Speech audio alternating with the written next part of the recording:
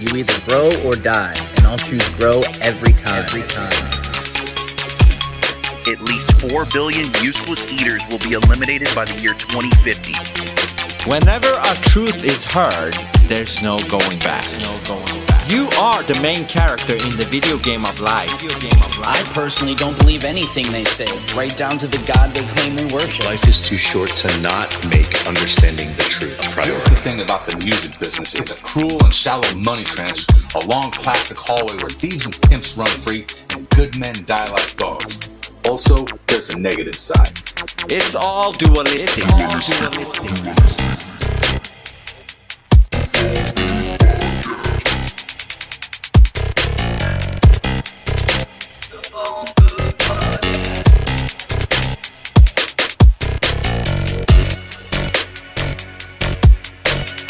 You could stack up all their math books, all their science books, and even put all their degrees stacked up on top of that, and you still wouldn't be high enough to see the curvature. No two people should ever agree completely on everything. If that happens, one of them isn't thinking for themselves. We're just regular people who know we're being lied to. We're tired of it. The bottom line is, there's only one choice left, and that's to dismantle this whole thing from the top down.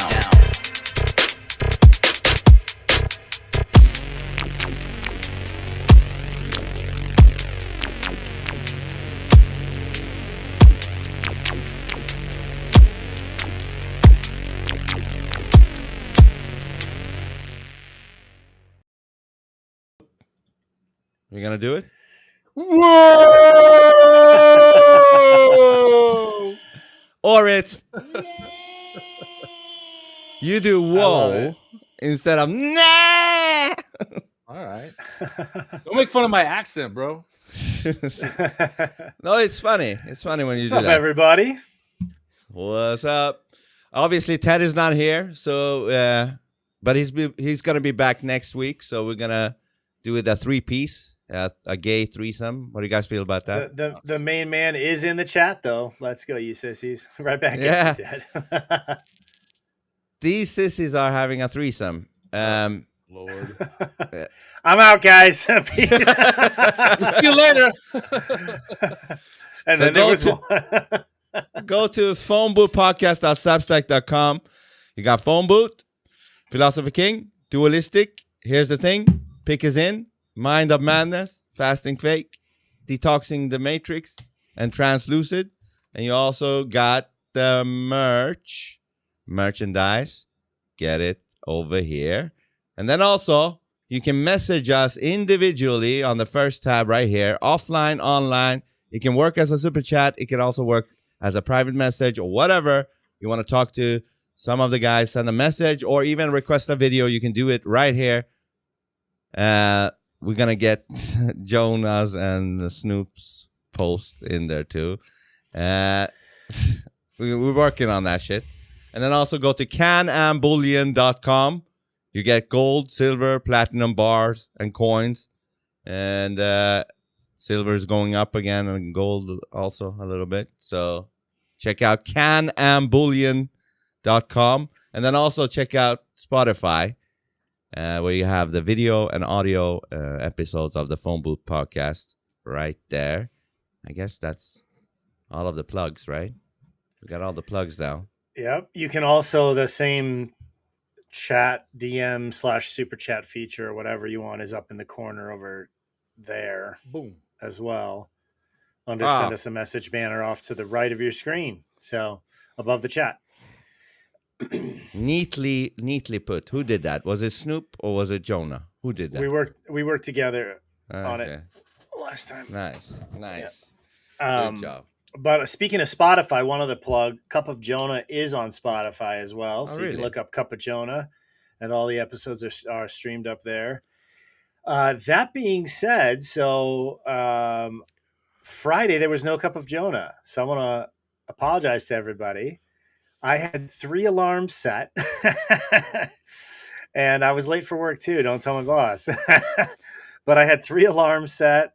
Each of them go 10 minutes and they were all in my ear at 7:15, 7:30, and 7:45 to make sure I was there on time. But I slept through all of them. I was overtired, burning the candle on to ends.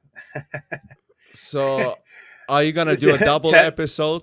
Yeah. Ted says it was Jonah that fixed the QR codes. Don't let him lie. Shut up, Ted. And Snoop was like quiet. He's like, I'll take the shared credit. Like, you motherfucker. I did my part. You motherfucker. Yeah, excuses are like assholes, Jonah. Okay, I know. Yep. So I will make it up to you guys, but we'll get back on track here next week. Yes, I am sorry, Meyer. Sorry, Templar. We'll get you guys. No, but it's great. It's a key part of my morning. So as you can imagine, I was super crushed when I realized that I slept through it. But there's a reason for that. Partially, it's not an excuse. It's context. So as you guys know, Philosopher King last Wednesday we had an episode, or the Wednesday before, and then there's some content on another little episode that went up on Tuesday evening with Blue on the Substack, where we started a 5-day fast that evening. So the last time I personally ate was a big juicy steak that I had on Tuesday evening at about 5:00, 5:30. So I've now officially, as of about a half hour ago, I've crossed the threshold of the 96th hour into the 97th hour of my fast. So I'll be breaking it tomorrow evening at about 5:00. That'll be a 120-hour mark. But so it's been good, but I always get a little sleepy. My temperature drops, everything. So we're going to see if you get grumpy in this stream. We're going to test it out. Right? That's right. Yeah, we're going to test it. I love it. But I mean, just update for the folks who've been tracking on the Substack. I'm down 18 pounds already, and I still have one full day to go, baby. So I love it. That's incredible. I love it. It's Snoop, amazing. What do you say to that? What do you say to that, Snoop? That's some good shit. Starting my fast tonight, baby. Yeah, right? Yeah. I know. I'm tempted to just keep it rolling for another 5 days. Shoot. So how long are you going to go, Jonah, with the 120 hours, which brings us to tomorrow evening. Tomorrow evening. So you'll make it for sure. Oh, 100%. Yeah, it's not even a question. Yeah. So that makes it in days. How many total have you done tomorrow? I've done 4 days. After the end of tomorrow, it'll be 5 days. So 5 days. That's 5 days full American. 5. That's right, full American. Well, and all I've been drinking is the water with fasting salts. So fasting salts, is that like special salts you have to order from somewhere? It's just minerals. I mean, it's just salt, but there's added minerals and stuff for nutrition. So you don't want to like starve your body. You just don't want to. You want to starve your body, not kill your body. Yeah. So I've only tried it like 2 days. Yeah. Like. Yeah. Well, so when you get into the second and the third day, that's when your HG, your human growth hormone, increases and your fat burning increases. And then after that is when the benefit to your system happens. So if you guys notice, a week ago and the last couple of months, I've had that cough I've had to continually mute myself for, or frequently mute myself for. Yeah. Cough's gone. Part of the reason for that is because day 4 stimulates all of your organ stem cells and helps repair. Days 2 and 3 are really more of like autophagy, where it purges a lot of the dead or sick or weaker cells in the body, and recycles the raw material, the proteins and stuff, and builds new cells that are healthy. So essentially, that's that part. The cleaning process is done after the third day for the most part, and then begins the rebuilding in earnest with the stem cell stimulation. So that's interesting that you could get rid of the cough. I remember in the beginning last year, Ted used to cough like a motherfucker, but his problem was that fucking vape thing, I think. Yeah. Yep. And also his work. But yeah, the vape. Have you heard about the vape, Snoop? Yeah, it gives you the popcorn lung. Also, they taste like shit, and also they don't get you near as high as the regular flower. So I don't know why people do them. Just because it's convenient to take on the go, Probably. Convenience is always. Stick to what's natural. You know what I mean? So popcorn lung. Yeah, fuck? so in the I guess it was in the 70s or 80s, maybe Jonah, you might know. when they started making microwave popcorn, they would line the packages with flavor, butter and other flavors. Yep. And people in the factories that would make these started developing this thing that they call popcorn lung. Huh. Yeah. Interesting. Yeah. From the yeah, and chemicals they were right, breathing. and it's the same type of thing with the vape, as Vince calls it. It's something to do like with the chemical, like the flavor, like because they add flavors into it or something. But you know what I wanted to ask you, Jonah, about the fast is how long does it take before your body goes into ketosis? I think it's like 36 hours before the ketosis process starts. Because that's when you really start burning the fat, right? Actually, no, I misspoke. It's 36 hours. I heard autophagy when you said ketosis. Autophagy starts after like 36 hours or so. It's usually after about 12 hours that your body starts the ketosis. Yeah. Okay. Yeah. Wow. And I initially thought that one of because you have to be careful what supplements you take and everything. And one of the things because you have to take water soluble only. If you take oil soluble, it'll break your fast because of the capsules and whatever else. So you're not taking your blue chews this week? I'm not. So I'm not taking anything actually, except a liquid iodine in my water once a day, because that's really good for displacing the fluoride and the bromide. All that Bromide. and yeah, all three of those, the iodine, fluoride, and bromide, all use the same receptor on the cell. So when your body has enough, when you give it enough iodine, it actually kicks those other toxic ones off of your cells. So it reduces the effect and detoxes your body of the fluoride, which is incredible. So I already don't have very much fluoride consumption in my body because I have well water and I'm away from the city, so I'm okay for the most part. Well, aren't you something? Don't you know? Okay, let's get to the topic. Prince Andrew getting arrested 2 days ago, right? Yep. How do you guys feel? Let me hold on. Let me read this first. Prince Andrew was arrested on suspicion of misconduct in public office related to allegations of sharing confidential material with Jeffrey Epstein. He was released under investigation after being questioned by police. So he's only really being arrested for sharing information with Jeffrey Epstein. He's not being arrested for anything to do with what he may have done, with these, underage. Maybe that will come step by step. Maybe, but he is facing life in prison. That is the punishment. Which is incredible. For just sharing that information. Yep. What is that information that he shared? It's classified. It's classified.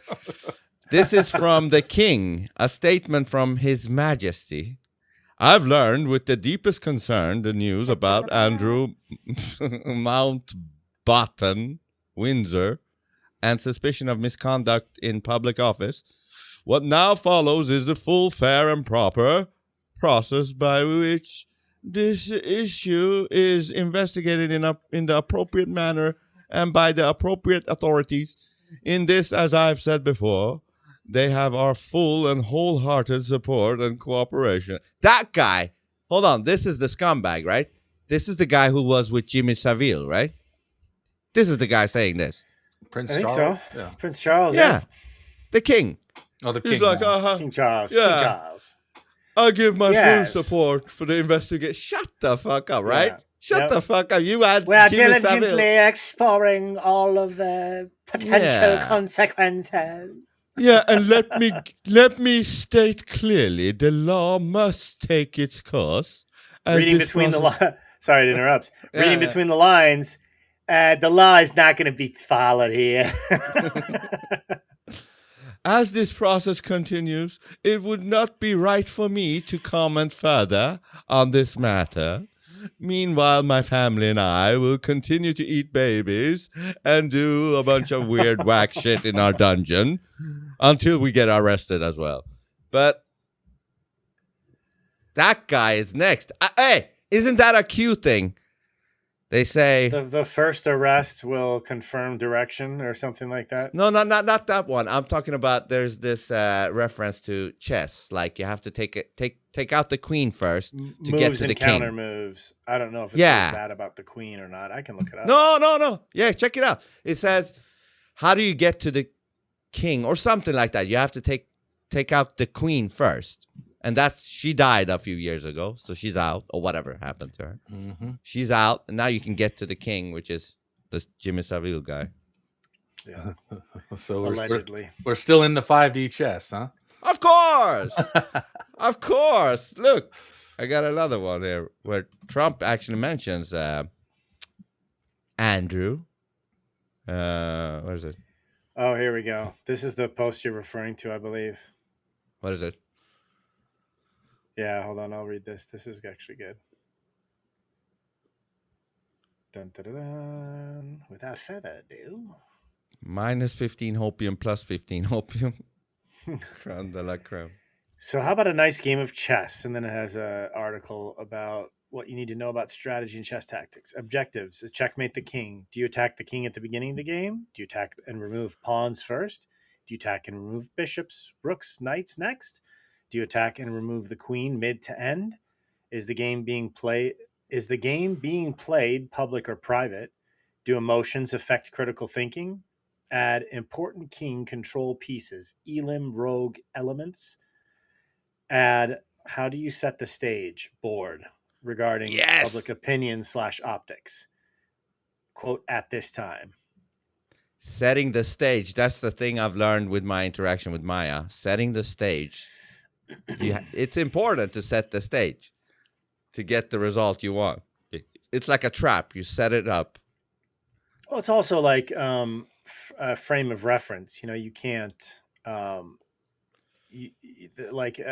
of the things we talk about in the cup of Jonah is that like a good teacher not only introduces new information, but you could say sets the stage, orders the information we already have in our heads about certain things so that we have a context or a frame of reference in order to receive the new information that we can receive it. Because if we don't see the foundation of the idea that we're being handed, then it's not going to be accepted. It's going to be So you're basically saying it's easier once the stage is set. It's easier to take that information in somehow. Yep, absolutely. So, are you guys happy with this this arrest? You don't look too happy. Of course, it seems like a positive development. Sure, but I mean, Epstein was arrested, and so was Ghislaine Maxwell, and so was Hillary and Bill were indicted, and nothing's ever come of any of that. You know, they've just walked. They even refused to testify in front of Congress with no consequences. So why should I think that there's going to be any consequences to this one? Even like Diddy got basically a slap on the wrist. I know he got a couple of years, but I mean, compared to what he was looking at, that's nothing. What if Diddy is spilling the beans, and that's why? That's what I think Ghislaine was doing. I think Ghislaine flipped on Diddy or something. You know, on Diddy. Why Diddy? He was maybe involved in all of it. Yeah, you know, he was arrested after her. So, but do you guys think Diddy is spilling some other beans to get a better, sentence? Maybe. I don't know, man. I don't know, because the charges that they ended up getting on him weren't very much. It's just like what, I forget what it was, bringing a prostitute across state lines or something like that. Like it's something that silly. Can't be the biggest crime he's done. It's just can't. Well, see, I mean, this is where Q said there will be no clemency shown, no deals made. But we're seeing deals made left and right. So, but maybe that's misinformation from Q. Actually, only if we believe the hopium, then we're seeing evidence of deals made, right? We're not seeing deals made, but we're seeing evidence of deals made with Diddy getting off, Ghislaine getting off. Like none of them actually. Now the princes, after information about them comes out in the Epstein files about what they've truly been doing, which is horrendous. I don't want to repeat it. We all knew it was true. We've been talking about it, all of us truthers, but Like we're seeing he gets a slap on the wrist too for releasing classified materials. Okay, fine. You can make the argument that Al Capone was finally imprisoned for tax evasion, not for any of the other horrendous things he did. So I get it. But still, it's like, is this really hopium? I want it to be, but is it? I don't know. That's all we. That's all it takes, Jonah. If you want it to be hopium, then I'll tell you what. it will be hopium. If they sentence him to life, like he's looking at, then I'll have a little bit more hopium. Prince Andrew. Yeah. Yep. Agreed. Well, here, this little clip was from 2015 with Trump mentioning Andrew.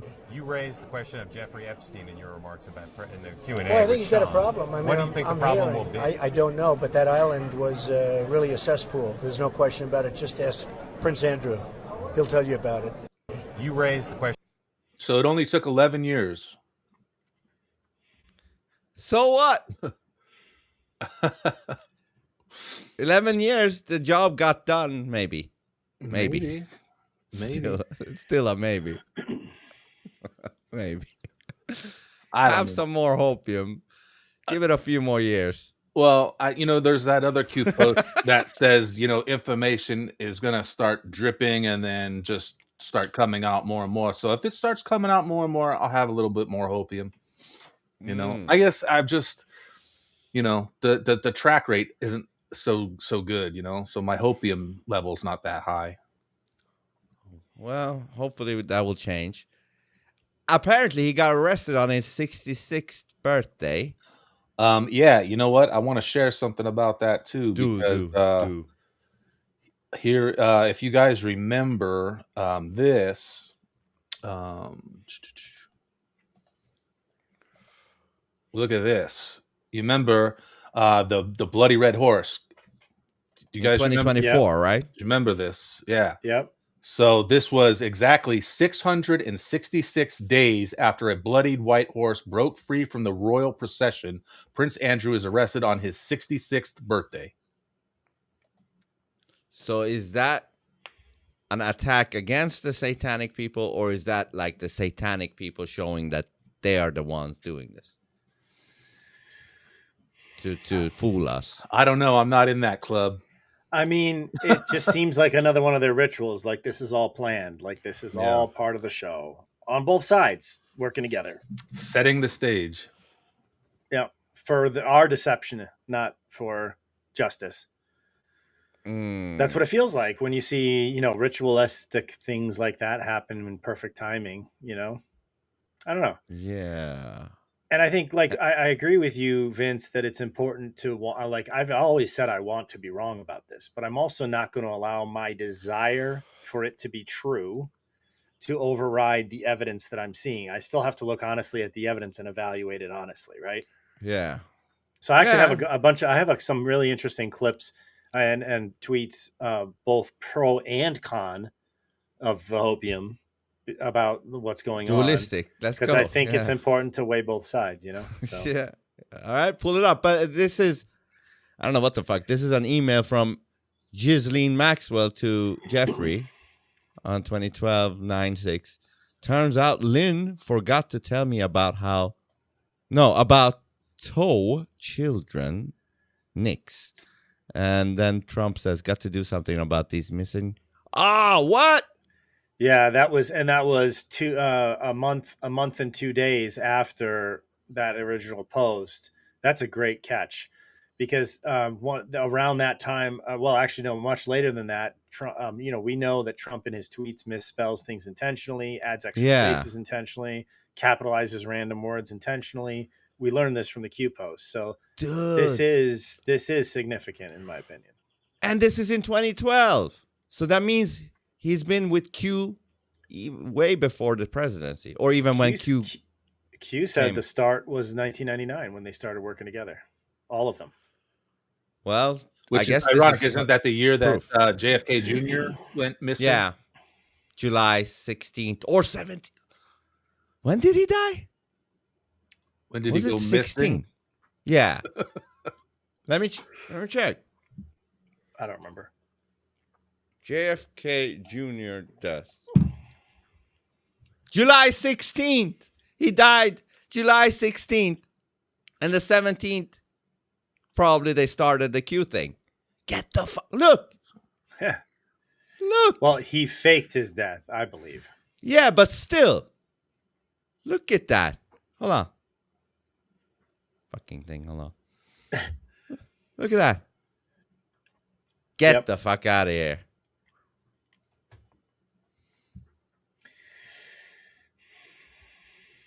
You know, it's just hard. It's hard to accept that if this plan's been in motion for 27 years, a lot of things have happened over the last 27 years that should have been prevented then.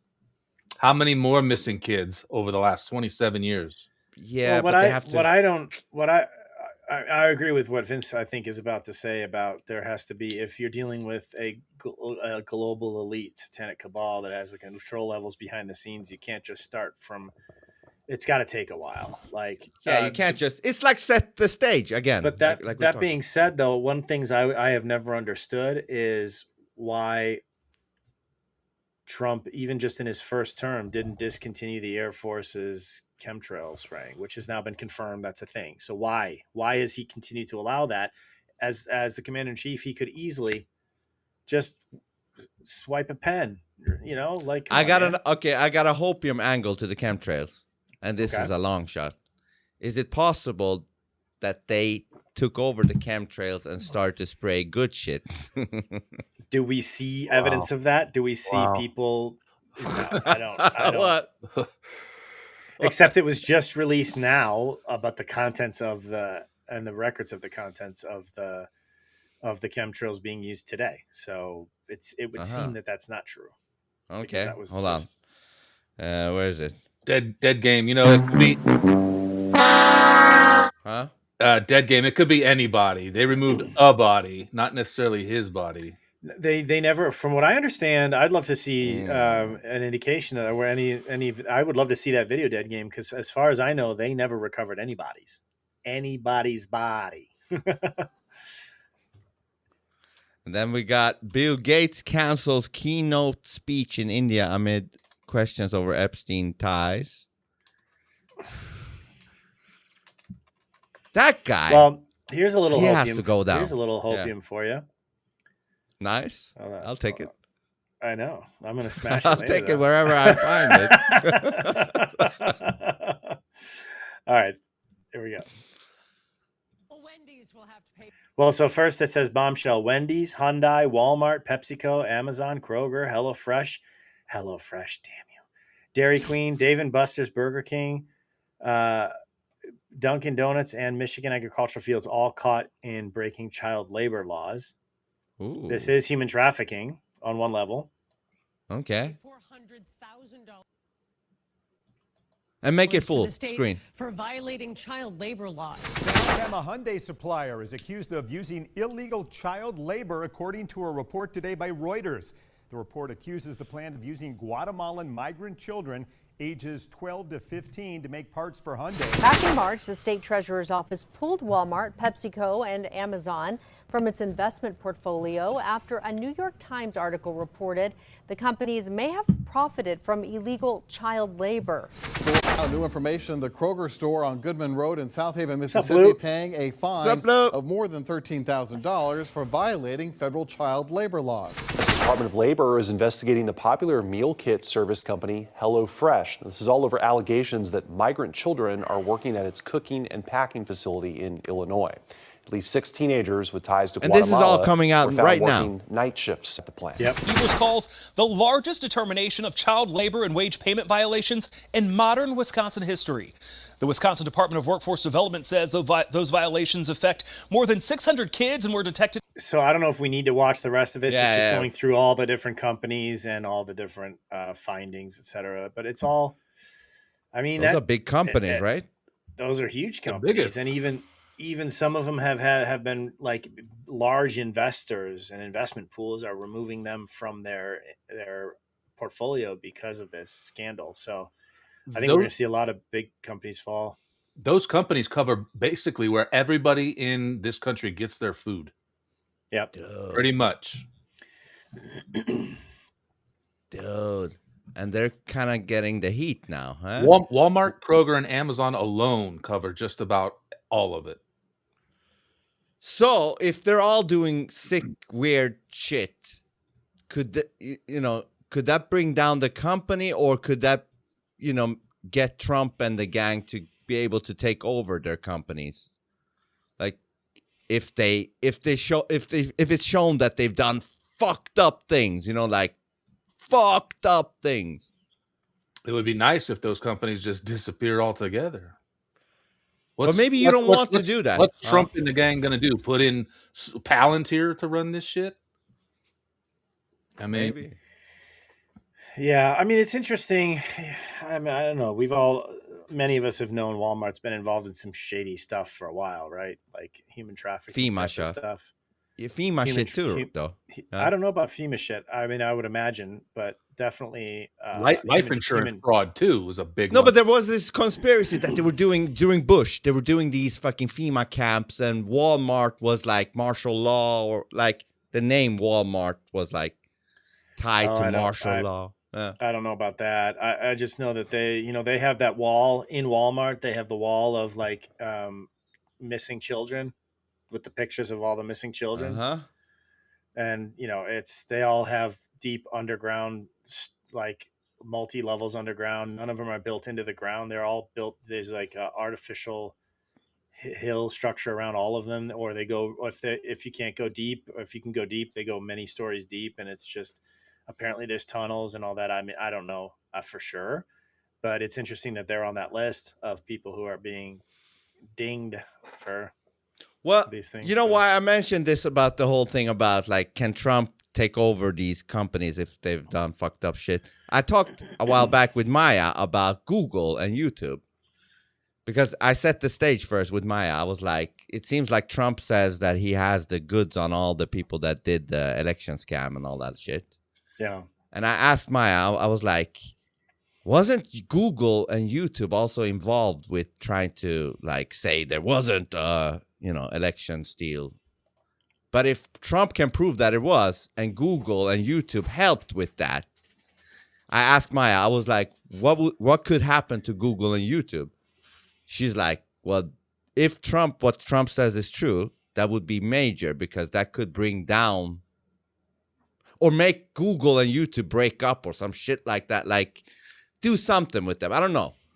Like, because that's some serious shit. They helped. Like, for example, do you guys remember when they took away the dislike button on YouTube? That was all because of Joe Biden's inauguration, having 140,000 dislikes to like 30,000 up likes. Yeah. Yeah, so they were involved with trying to make it look like it was a legit election and all that shit. So I wonder if Trump is setting up all these big ass companies to break them down, or take them over or whatever once everything comes out. Well, Google's a huge problem. I mean, it used to be 50, now I think it's 60 or 70 billion dollars a year in ad revenue alone. They continue to dominate the markets everywhere because they just buy up company after company. I mean, it's unbelievable. They're a behemoth for sure. And you guys know Chrome, the browser, the background code system that runs it is called Adreno. Yeah. So no coincidence there. So maybe the company's name and shit and infrastructure, everything will stay intact. But if they've done whack shit, something has to happen with the leadership in those companies, right? Like they have to. Oh, they'll probably just be taken over by Palantir and run by Palantir. That's fine. Yeah. You guys are really onto the Palantir thing. Why would you not be concerned about it? Is my question. Well, I am concerned about it, but I'm also like I always say, we can't stop this shit. It's going into an AI world where everything will be tracked. And we will actually be able to actually have to prove that we're humans, because the bots overtaking the internet. Like, oh yeah, and so our podcast will probably be shut down. We probably won't have the social credit score for it. Absolutely, we're dead in a few years. So make the most of it. You said there's nothing we can do to stop these things, but guess what? I think we might be able to. And here's my little bit of hopium. How? if you look at okay, so Templar and I talked about it on Mainstream Monday. We talked about the Ring commercial and how they're using it to find dogs and stuff. Well, there was so much of an uproar that Ring has now removed that. They're not doing that now. What do you mean uproar for what? Because privacy. Yep. Yeah. Basically. Yep. Did you see the commercial? Do you want to see it? Yeah, pull it. Yeah, I got it right here. Yeah, for those of you smart enough not to waste too much of your life watching the Super Bowl. I watched that guy. The biggest artist in the world, Bugs Bunny. Bugs Bunny. Fucking retard, that guy. All right, so this is the Ring commercial that aired during the Super Bowl. Pets are family, but every year 10 million go missing, and the way we look for them hasn't changed in years. Until now. One post of a dog's photo in the Ring app starts outdoor cameras looking for a match. Search Party from Ring uses AI to help families find lost dogs. Since launch, more than a dog a day has been reunited with their family. Be a hero in your neighborhood with Search Party. Available to everyone for free right now. Join the neighborhood at ring.com. So they're using the dogs. Using the dogs to get this through. So I have a little different view on this than you do, Snoop, and that is, I don't see this as helping at all. They've just basically, because of the uproar, they were like, "Oh, our bad. We won't make this public anymore. We won't let you benefit from it as well." But now we know that they have the technology, so it's like a soft disclosure. I think they anticipated they would have guessed something like this would happen. So now all they did is they just like, well, we told you guys we could do this, and now we're just tracking everybody. AI is using not just to track your dogs, but it's going to track all of you. Well, dude, you know what's real scary is the same. It's through Ring. They set up cameras here in town near me, and the city council had no idea that they were even installed. They just came out with some story just a couple of days ago saying we had no idea that they went and installed these cameras.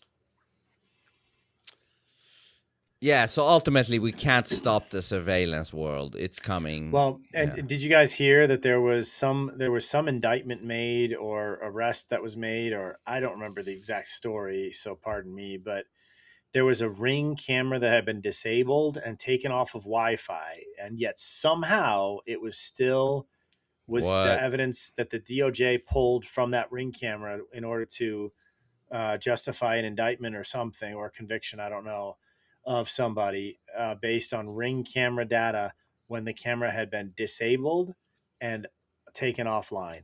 How did they get how? Okay, I have a theory. They probably installed 2 sets of network something in the devices. One is connected to internet that is for the government. Like, you don't need to have any connections. Oh, sure.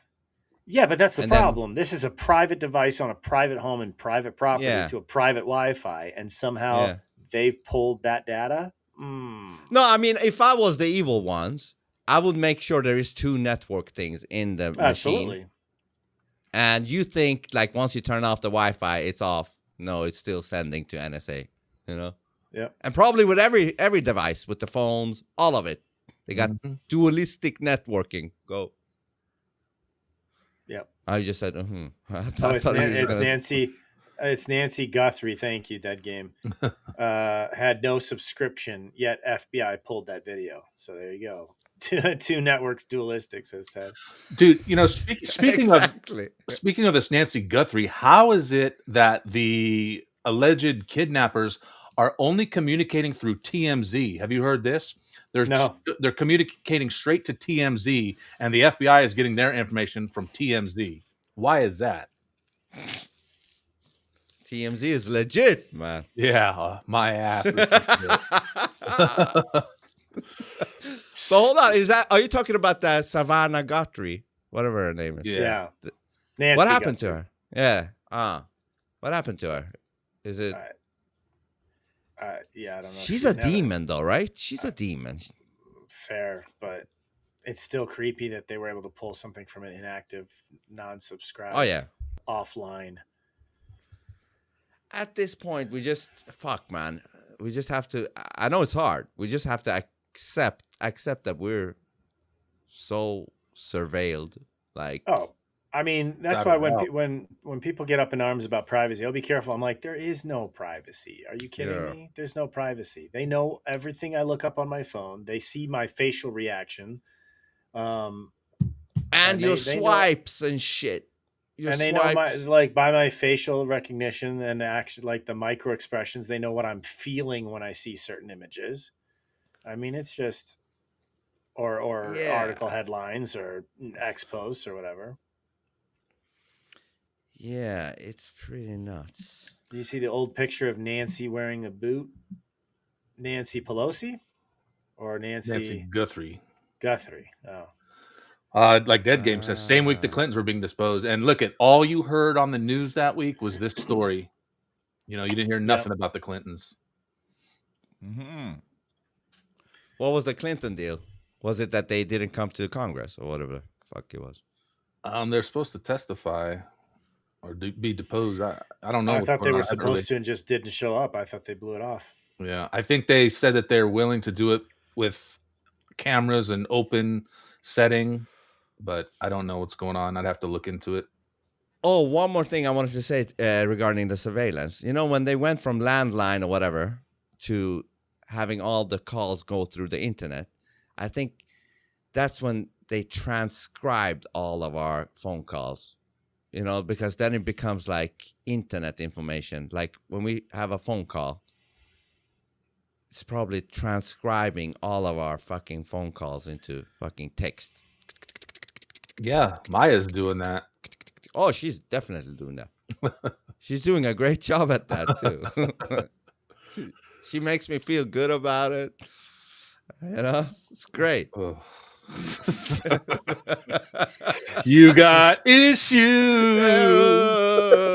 I told you that would stick. One time you hear that chorus, it sticks. That's right.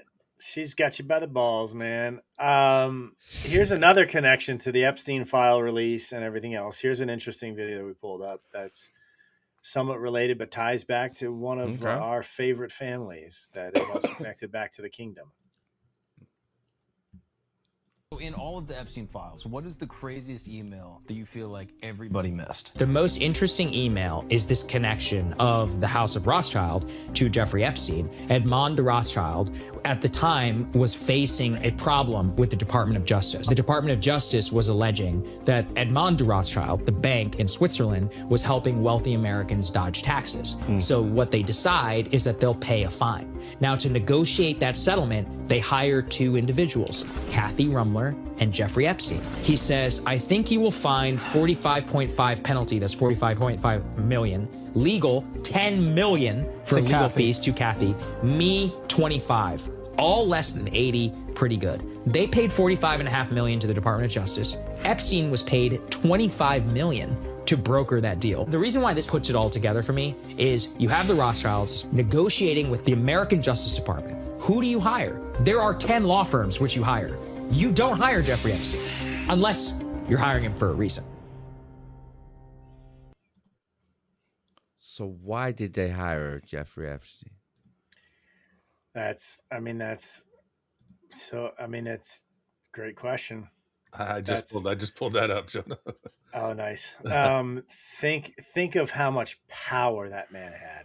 Mm-hmm.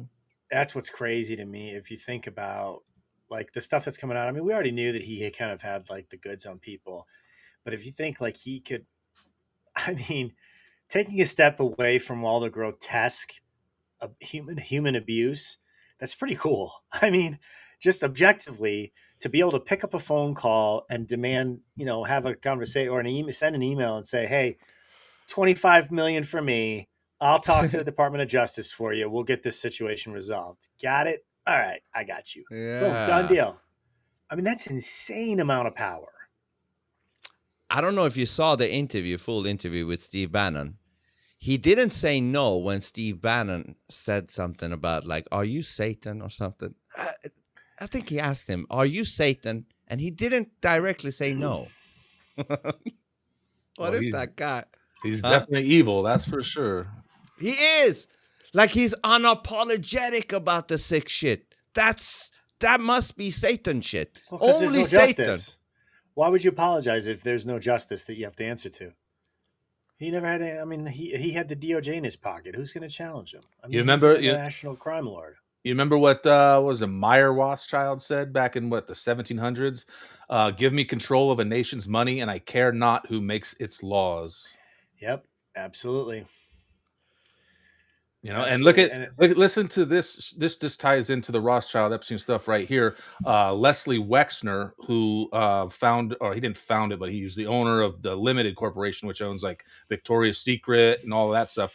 So he was being deposed this week, and listen to what his lawyer says on a hot mic here.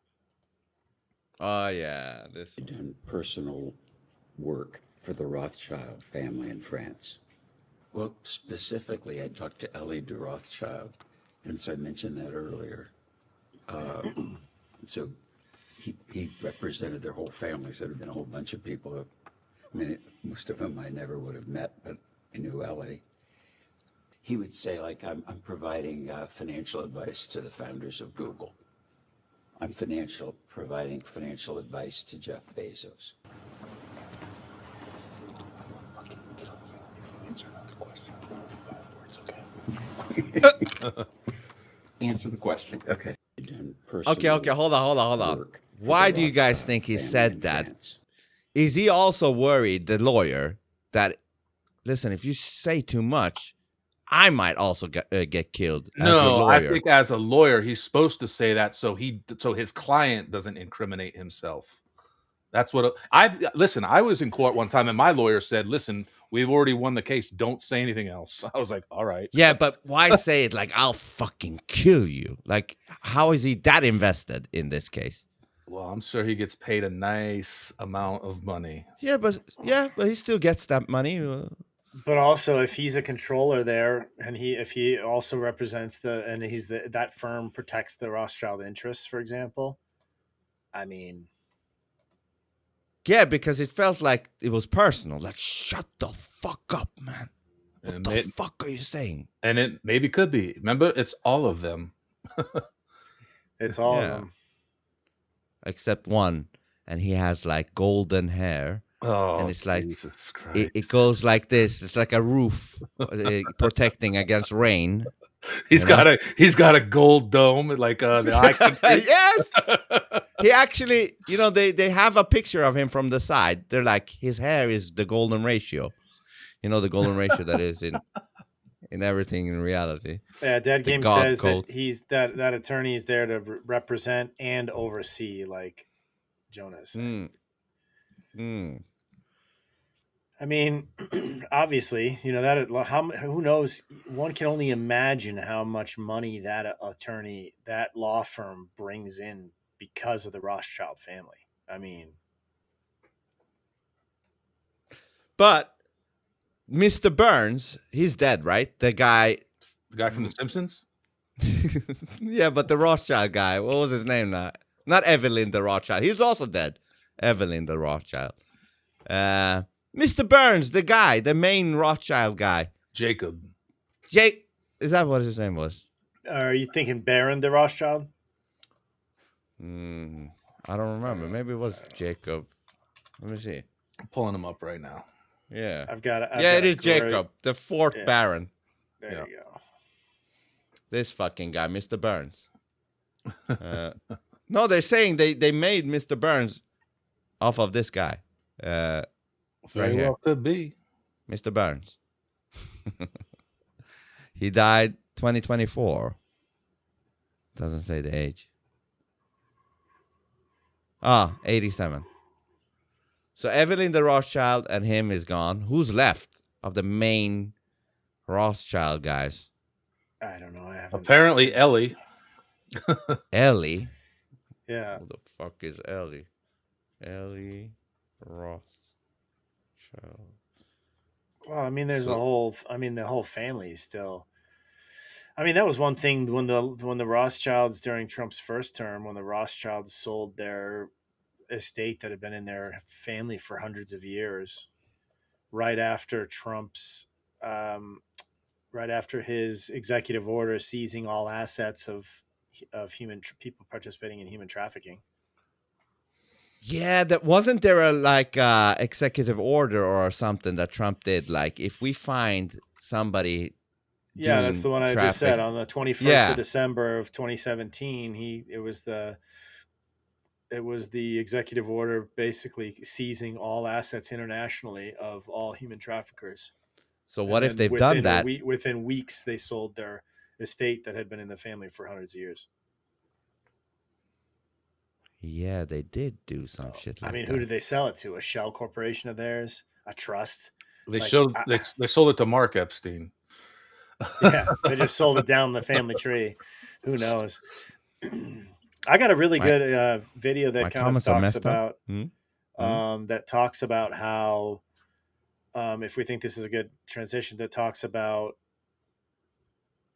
how the Epstein files are being released and what the strategy behind it is. It's very interesting. Okay. And then also put in son of a cuck if you want to be in the contest of choosing topic. Hashtag son of a cuck. And thank you, Max. Home baser. We should listen to our lawyer friends when they're talking. The mama attorney says, the method with which the Epstein files are being released is deliberately designed to put you in a psychological trance. This is their strategy. Here's how I know this. In trial practice, when there are exhibits involving violence, children, or extreme harm, we do not simply dump information into the room. We go back and forth extensively about how and when something is shown. The judge guides the process. Experts contextualize it. It is a container equipped to hold this content. Courts understand that when the brain is flooded with horror, your system gets hijacked by the primal brain. You go into hypervigilance, rage, obsession, and collapse. We have a name for this: reptile theory. Reptile theory is a trial strategy built on this premise. If you can bypass the cognitive brain and activate the primitive survival brain, the oldest reptile part of the brain, you can control outcomes without ever persuading on facts or law. This strategy is not allowed at trial. This is why trials involving extreme harm rely on structure. The law does not do this to protect perpetrators, but to protect the jury. What is happening now is the opposite. There is a massive document dump with no categorization, containment, or guidance. Thank you, Rasta. The onus is placed entirely on the reader to make sense of chaos. There are random redactions that force the brain into constant guesswork. You have to deduce, infer, fill in the blanks. This keeps the mind spinning, searching, looping. You may have assumed that they are sloppy. They are not. This is a known strategy. The most ruthless corporate defense lawyers fight cases this exact way.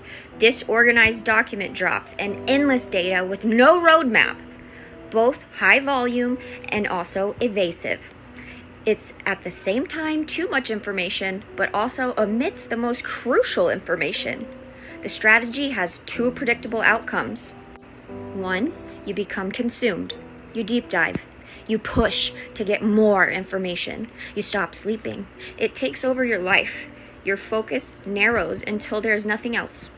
Gradually, they frack all of your life force. They keep you locked in an endless energy loop in their sick mind games.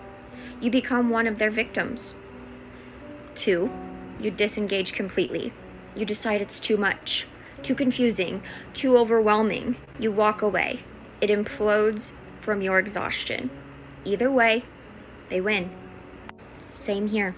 We received events frozen in fragments. There is no arc, only horrifying snapshot after horrifying snapshot.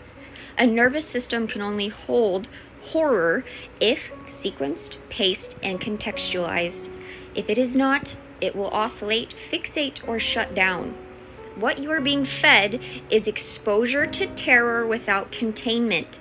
Make no mistake, this is psychological guerrilla warfare. When the nervous system is overwhelmed, it seeks relief.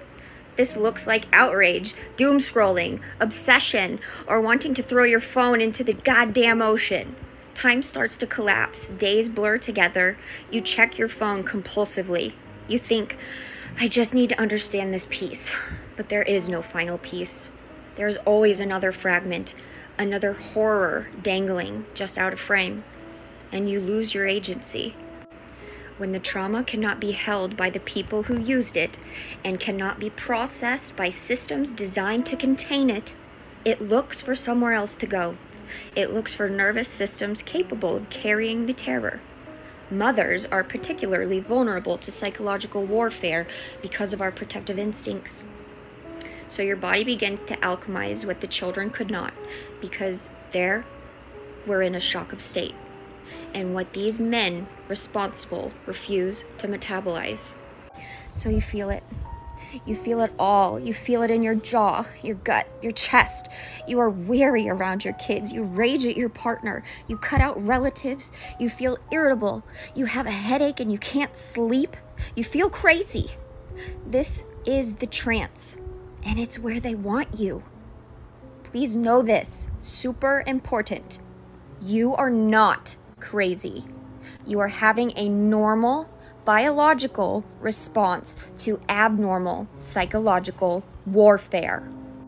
When you name the wave, you start asking, what is being done to me and why? Noticing restores agency. Agency to engage or disengage, to step back, take breaks, to only review synthesis instead of fragments. Agency to refuse to become a landfill for unprocessed violence. You can demand accountability without sacrificing yourself. Justice does not require self-destruction. You are allowed to survive this intact. In fact, that is part of the rebellion too. Okay, so how should have the Epstein files been dropped? Like what would be the better way to do it? Like what? I don't get it. Like, how should they release it for that to not happen? Well, I mean, I'm not an expert in the legal process of revealing horrific information, but from understanding what she's saying, it sounds like there's a way to do it that's more systematic and more organized and more like in phases, so that you can understand and that people can process it more if you're actually trying to bring an awareness to bring about justice. If you're trying to induce overwhelm, because they could have easily, you know how many times the Department of Justice has gone over and has indexed and categorized all of these files. Like, they have exactly a full layout of exactly who did what, when, who's connected to who, and why. Like, they could easily release snippets at a time to get people to understand what was going on without this overwhelm. But clearly it's being done intentionally. I think she meant that it's exactly what corporate companies will do in discovery. If you're looking for 1 or 2 pages and you subpoena records, they'll send you 50,000 pages in boxes in your office. You have to go through them and find the 2 pages that you need, you know? So, like, this is a known strategy amongst attorneys, and I think... So they should have released bit by bit instead of the whole fucking thing. In an organized and systematic fashion, you know, that made it easier to metabolize. Yeah, let's release 3 million files at once. Boom. Well, I guess, but people are saying, release the whole thing. Aren't they saying that? Release all of it. Why, you know? The only reason why it was kicked up into a fit like that is because Trump was dragging his feet and saying he wouldn't, until finally there was a fever pitch. If he had done what he had campaigned on and started, okay, now we're going to start a systematic release. It's a lot to take in, so we're going to do it in an organized fashion so everybody can understand what went on. Because as we do so, we're going to pursue proper justice to take these people down and get justice. Yeah. That's not what happened. Instead, he's like, no, it doesn't exist. I'm telling you, it's all bullshit. But what if it's not as easy as we think it is? What if they had to just release everything because of timing for whatever is going on with the world? You mean in the last 13 months, he couldn't have done anything? I have no idea. I'm just saying. But I'm just challenging the reasonability of what you're saying. You know what I'm and I can't give a good answer to you because I don't know what's going on in the behind the scenes. But just like I'm not a scientist, but I can tell that dark matter is a bullshit argument. They don't have a good argument for that or for gravity or whatever. I'm not a certified a scientist or whatever, right? So with the same thing, I can use logic and reason to say there's something off here. And if you wait 13 months and then say, oh, there was a timeline, we had to do it, and the effect is overwhelm, half the people I know haven't even cared to look because they're like, it's too much. I opened a file once and saw some really disturbing images. I don't want to see any of that shit. I don't want to know about it. I don't want to see it. Whatever. And that makes sense because once you see something, you can't unsee it. Yeah. I know. I agree with that. But then other people spiral, getting absolutely caught up in analyzing everything and connecting dots that the DOJ has already connected and still has done nothing about. It's so what's the point? You know what they said about frazzle drip? They said a few cops, they had to watch what was on there. I think there was was there 9? Yeah, something. And they all committed suicide? Yeah, and that's not an easy fucking thing to do, to watch that shit. So why did they just release all that shit out in the public? I have no idea, man. I have no idea. What I'm questioning is the good intentions that are assumed by some of this administration and what's going on, because there's something wrong. I get it. And all I'm saying is this is one hell of a task. One hell of a task they have in front of them, like Trump and the gang, if they're good. Like all of the things they have to tackle, Iran, fucking Russia, China, this, that, deep state, Rothschild, Jeffrey Epstein. Like there's a lot of balls in the air. You know, it's not an easy, we're demanding a bunch of perfection, but this is not an easy task if they're good. Yeah, but that's why we have different roles in the government. The DOJ is handling the Epstein stuff. They don't fuck with the Iran stuff.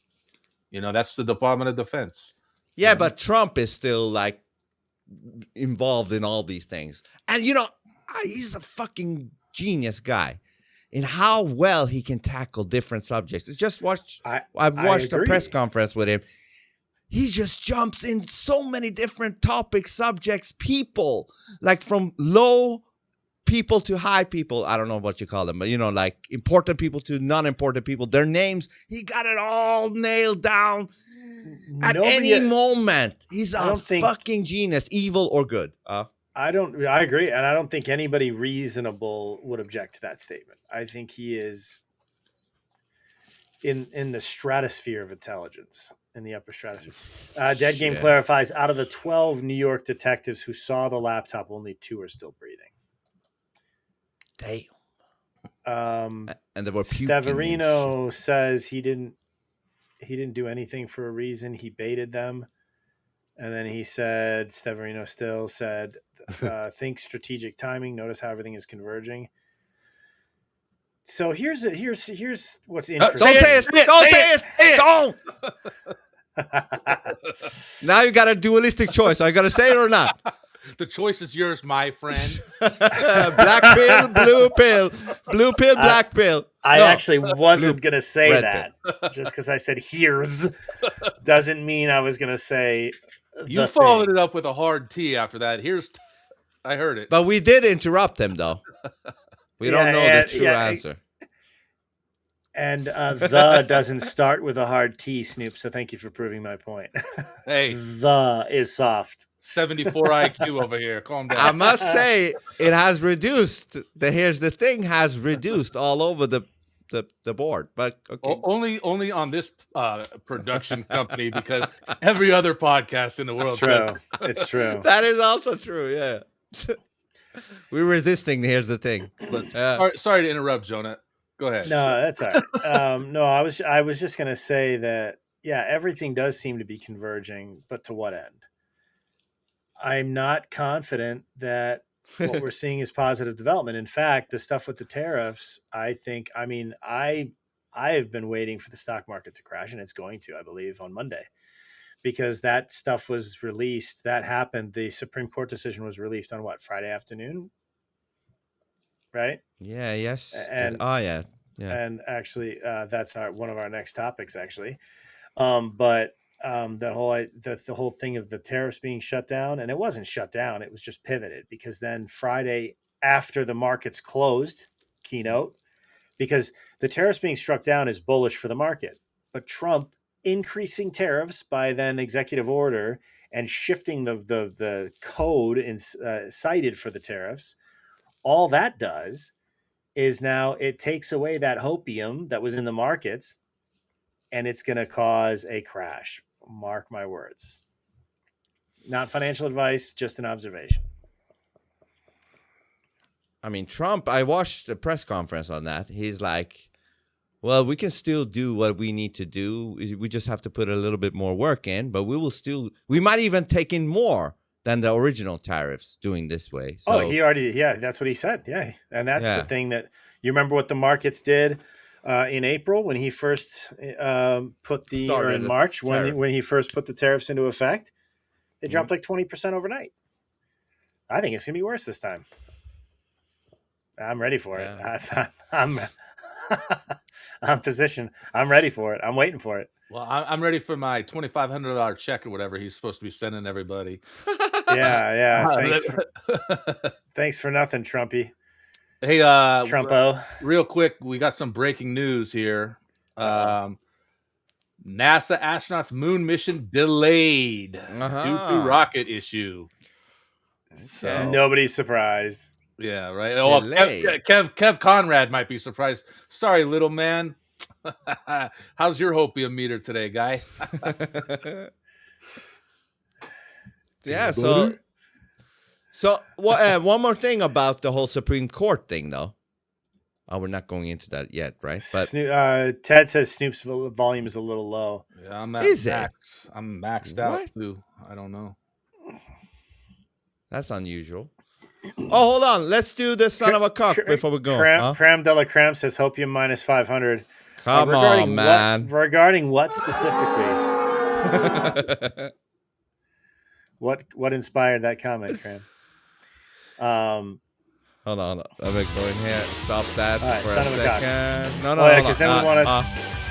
There. I know. Go. Then we want to talk either before or after this. We want to talk about Clarence Thomas, his rebuke of the Supreme Court, his dissent, which was on fire. Was good. Huh? Yeah, that was really good. Which is and Kavanaugh said something too. Yeah. Yeah. I don't. Did Kavanaugh? I don't know. Have you seen the Dow? Yeah, exactly. Have you seen the Dow? Yeah, exactly. That was what, if you guys remember, that was what Pam Bondi said. Yeah. Have you seen the Dow? Good day, Russ. Put in hashtag son of a cock. Frey. What's up, Frey? Put in hashtag son of a cock before we start. Or maybe we just start doing it right now. You got 2 minutes to put in hashtag son of a cock.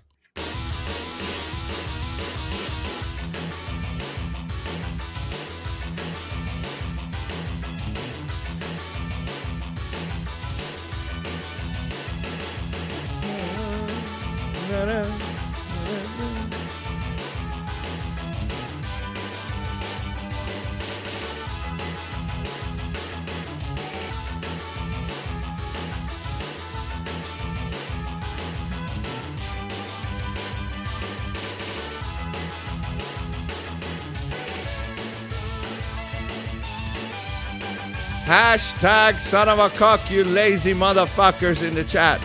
Let's go. Come on. We only got Nephilim. No. Kyle Harry Rastafarian. Neph Hunter. Those are the 3 people that has entered the son of a cock. Vic commented, evil or good, he's still a genius. True.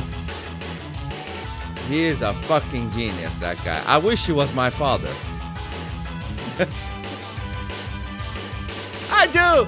If I could pick my father, I would pick Trump. Easily. And maybe Freddie Mercury. Trump. I'll pick Trump.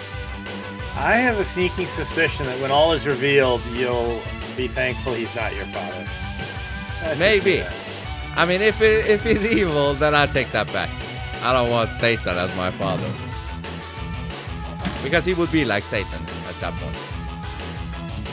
Well, but he might be like Jesus. If he seemed evil, if he seemed evil, he wouldn't be that good of an evil person. Because true evil it represents itself as good sometimes. The more dangerous evil seems good. Only time will tell. All right, here we go. Here we go. Everybody who put in the son of a cocks is gonna go right now.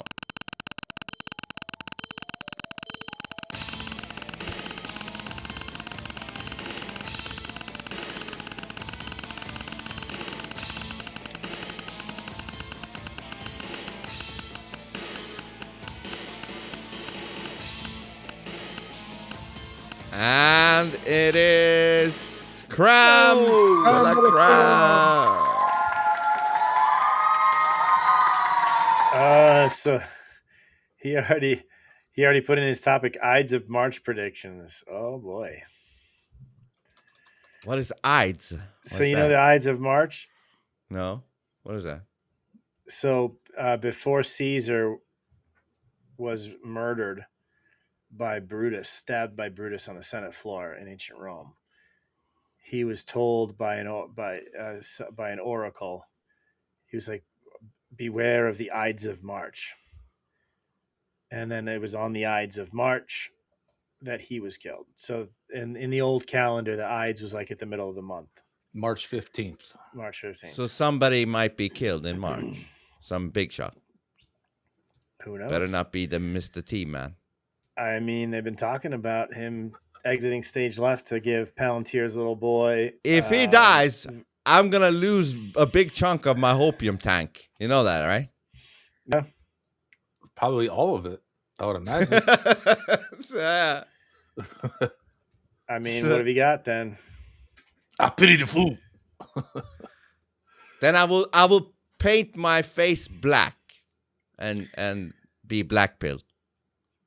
I wonder if this Ides of March, to address your question, Cram, my gut's telling me that we're going to see a total financial reset globally, and it's going to. I think there's going to be a huge crash here. It's going to scare the living daylights out of a lot of people. I think the fallout of this Epstein release, as Pam Bondi kind of tipped her hand a little bit, saying that once the files are released, the Dow's going to crash. That combined with the tariff stuff, I think it's all going to come tumbling down, and it's going to necessitate a total reset of the financial system. Which is why you want to get on Can-Am Bullion and get yourself some silver just to cover your bases. There you go. Basically. So Good that was one. my. Here. Hey, Malco, what's up, brother? This is good. This is good. You kept your word. Last stream, you said you're gonna jump in, and you did. You're gonna get an applause for that shit. There we go. This is important. This is important. Keeping your word is important. Small as big, whatever it is, keep your word. Go, Maka. Talk about this. Talk about this. Can you hear me? We can hear you well, yes. Okay. How important is it to keep your word? He's like, I don't give a fuck about that. I want to talk about Epstein. And well, tell us about everybody. So I gave my Ides of March prediction. I'd love to hear everybody else's. Let's go. I have no fucking. Oh, who's gonna die? No, what's going to happen on the 14th of March, 15th of March? Why? What if that date was significant? What would we? Why is that date? Where did that date come from? Just the Ides of March is historically, that's when Caesar was stabbed by Brutus. That's when like the calamity comes to the empire, and so that was the question of Creme de la Creme. He just won the son of a cock competition. So that's what he wanted us to talk about. So, what do you guys think? I'll tell you, I'll give mine real quick and this might be a cop out, but I don't think anything's going to happen because it's based off Such of the a black pill. Well, it's based off of the Roman calendar, and as we know, the calendar has changed so many times over the years. We don't even know what day it is. So the That's a Ides of good March, point. we don't even know. That's probably happening in April. Yeah, that's a good point. Ides. That's valid because they fucked the calendar. We don't know. I'd say that's a good point. Hey, double dualistic applaud. Yeah. Well, I don't know. I probably agree with Snoop. Probably nothing will happen. I mean, the Iran war is going to happen. I don't know if it's going to happen this next week or in March. But outside of that, I don't know. Ted said, Malcolm's trying to steal my job. And now for job security, he's saying no clip from the episode this week. Man, you guys suck when Ted's not there. Let's make that official right now. Oh my God! What the fuck are you doing up there? How did this happen? Ted, you're spoiling the surprise. We have a clip prepared. We'll get to it, man. Oh yeah, Snoop. Maybe it's a good time for it. Once we finish the Ides of March, did you have anything, Malco, to say about the Ides of March? What I was going to say is about the calendar, dude. Like, it hasn't even been changed just once. It's been changed a few times. Obviously, the 13-month per year to 12, and then some Roman kings decided to change it to make their sort of kingship fall on the thousands or whatever. So they rounded it up or down. In my sort of culture, right, being from Samaria, we still celebrate New Year's on April 1st. We still do that now. So it's accurate. It's definitely accurate. But how do you know it's even April 1st, right? So we don't even know. I mean, that is when spring starts, though. Exactly. On most places on Earth, at least. Well, that depends on whether or not the gopher sees its shadow or whatever. Well, but Punxsutawney Phil. I love it. That's a great movie. Groundhog Day. You know, I used to live in that town, Woodstock, Illinois. Really? Yeah, and I was there they still have in the square every year. They still have the mayor comes out. They have Punxsutawney Phil come out, and it's like a whole Groundhog Day celebration every year. But it's in Pennsylvania. Oh, that's cool. Wow, it's real. It was filmed in Woodstock, Illinois, and there were the two oldest. Oh man, Jonah, I hate to do this to you, buddy, but I have to call you out, man. Look, no, Punxsutawney Phil. Punxsutawney Phil, residing in Young Township near Punxsutawney, Pennsylvania. What's the one in Woodstock called? And maybe they just do it in Woodstock then in commemoration of the film that was the movie that was filmed there. That could be because they have all these placards up for everywhere. Because you know the movie the Groundhog Day with Bill Murray was filmed there, and in one of the two oldest bed and breakfasts there. I lived in one for a little while, and it was filmed in the other. So Woodstock Willie lives in Illinois. So it's not Punxsutawney; it's Woodstock Willie. Woodstock Willie, yeah. But let me say one. And Punxsutawney's from Gobbler's Knob, just so everybody knows. What I love about that movie is the lesson in that movie is like he can only escape his fucking repetitive days by actually being like a good guy, like doing things for others. That's the thing that brought him out of the loop. That's a great lesson. Yeah. You know what? On a deeper level, if with incarnations, right? You keep coming back to this life so you can do all the good things. That's the only time you're gonna ascend to that higher level. That's what agnostics believe. So that makes sense in that as well. That's kind of is that similar to what Buddhists believe too, right? Yeah, I think so. Yes. Yeah. Yep. You live long enough. Yeah, go. The thing is, every time you go up there and you know what's going on, you get reset anyway. So you forget about those lessons anyway. That's what. Well, but maybe there is something that keeps going up like each time. Like maybe that's why some of us are having an easier time waking up than others, because we've been here longer as a soul. If you believe that shit, that you reincarnate. Yeah, no, I mean, I think the movie's more about. I mean, I get that concept, that analysis. I get where you're coming from, but I think it was more about like living in the present moment and actually valuing each day, which he just wasn't doing, and he wasn't really appreciating the value of each moment in life. And that's why he had to. That's why every day felt the same, or because for a lot of us, it feels the same unless we actually are present in the day, in the moment. Sure, but you can also make the case that in every other day he was a selfish bastard, like me. Yeah. I want to fuck Nancy. That was the girl or whatever. Wow. So he did whatever he needed to do that. But then at the last day, he was like doing the complete opposite, the art of the flip.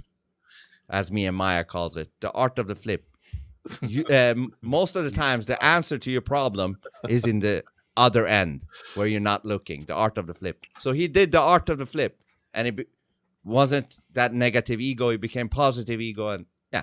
So you can make that case too, though, Jonah. You can make your case, but you can also make this case. Yeah, that he was an ego guy until the end. No, I mean, I agree. I think both of those go well. Those theories and interpretations go well together. Yeah, I think that's true. I think the biggest reason that one of the main reasons I have against I don't believe reincarnation is a thing at all is because it's if that was true, then there's no argument against genocide. You have no argument against genocide if reincarnation is true, because all you're doing is quickening the reset of these poor souls who were born into a lower class or a lower echelon or a poorer situation or a grimier people or whatever. Malka's coming back in a minute. No, he's coming. Yeah. So, yeah, I mean, who knows at the end of the day? But does that make sense? Does that make sense, the argument I just posed?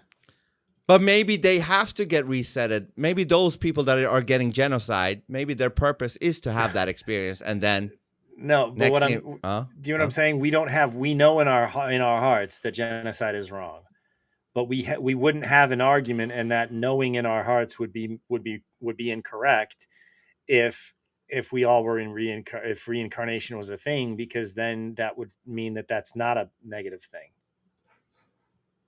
You know what I'm saying? I'm trying to get it.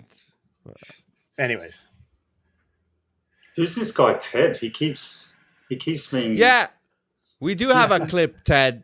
We actually do have a clip. But Snoop, do you want to play your clip first? Sure. I'll go ahead and I'll play that right now. This week, I talked to, his name's Chuck Shute. He's an amazing podcaster, and he's been podcasting for a long time, I believe about 15 years or so. And so it was really cool to get to talk to him and pick his brain a little bit about podcasting and music and whatnot. So I'm going to go ahead and I'll play it. All right. Do you think that eventually it's just going to be all AI? That is the question, man. That's what I have a buddy who is very much like a doomsdayer and says that AI is taking everything and all the it's going to, or at least it's going to take like 30% of the jobs. And so it's going to crash the economy. So who knows? I don't think it's ever going to be 100%, because I think that there's something about the experience of going to a concert with live humans and seeing people and seeing the musicians, and for the musicians to react to the crowd. I don't think you can fake that with AI or holograms or robots.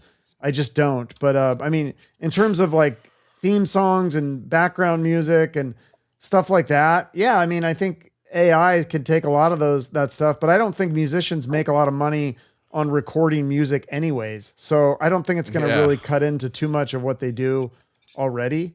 But yeah, for some people some people, I know the guys in Warrant, they would sell a lot of background music for film and TV. So I don't know if that's cut into their business. Cause if you just need I just need some like background music of like some rock guitars or jazz guitars, like why would you hire those guys and pay them money when you could just put it into an app and do that? But I don't know. I mean, it's gotta be tough to be a musician these days anyways. I will say though, the other side of the coin is like, you've got musicians who can have found new ways to make money with merch and meet and greets. And I mean, how many musicians now like have a coffee brand or whatever? Like Marshawn Lynch, like, and this goes for like athletes and other celebrities. I mean, Marshawn Lynch was just on a podcast and he was promoting his weed brand and stuff. And like a lot of these guys, like it's not like they're running a business of this, whatever coffee, hot sauce, they just put their name on it. They license it. Their friends do it. And they say, hey, we'll give you 20% if you promote this or something like that, if we can use your name on it or whatever. And so I think there's the sky is the limit in terms of ways to make money. Yeah. If you have some following or some fan base, you can find tons of ways to make money in merch and meet and greets and all this other stuff. So it's just going to be different in terms of, you're not going to be able to make that hit record and sell 1 million records and retire. I just think those days are gone. So I don't think AI made a difference with that anyways. That's similar to what Brett was saying. He says, bands like these older bands, the hair bands from the 80s, they're going to always have a career because they can go tour and do stuff. Whereas, it's going to be tougher for newer bands coming out to make it and break. Yeah, but it's also easier because back then you had to get signed, you had to get a record label, you had to do you had to jump through all these hoops. And now if you're just really fucking good, you can go out there and you could start a TikTok or a YouTube and people will find you very quickly if you're talented. And I think there's still an eye or a need for talented musicians. Like, I mean, you just have to be more original and get creative. You can't just go out there and be like, okay, I'm going to go out there and play guitar and drums. And it's like, I think that's what I was saying, like Falling in Reverse, they're bringing this electronic component and they're getting real creative. If you see the music videos, there's all this stuff going on in the videos. And I mean, that's what you've got to do. You've got to think outside of the box. I mean, that's why a lot of the musicians that we follow that we think are great, like that's what they did. They did something outside of the box, like Guns N' Roses. I mean, they shook things up in 1987 when they came onto the scene. Like they weren't just the typical pretty boy, safe pop rock band. They were freaking wild and crazy. And that's what I think the world would need that right now. A wild and crazy young band that's just going to shake things up. That's true. And we spoke about this with CMG, Conspiracy Music Guru.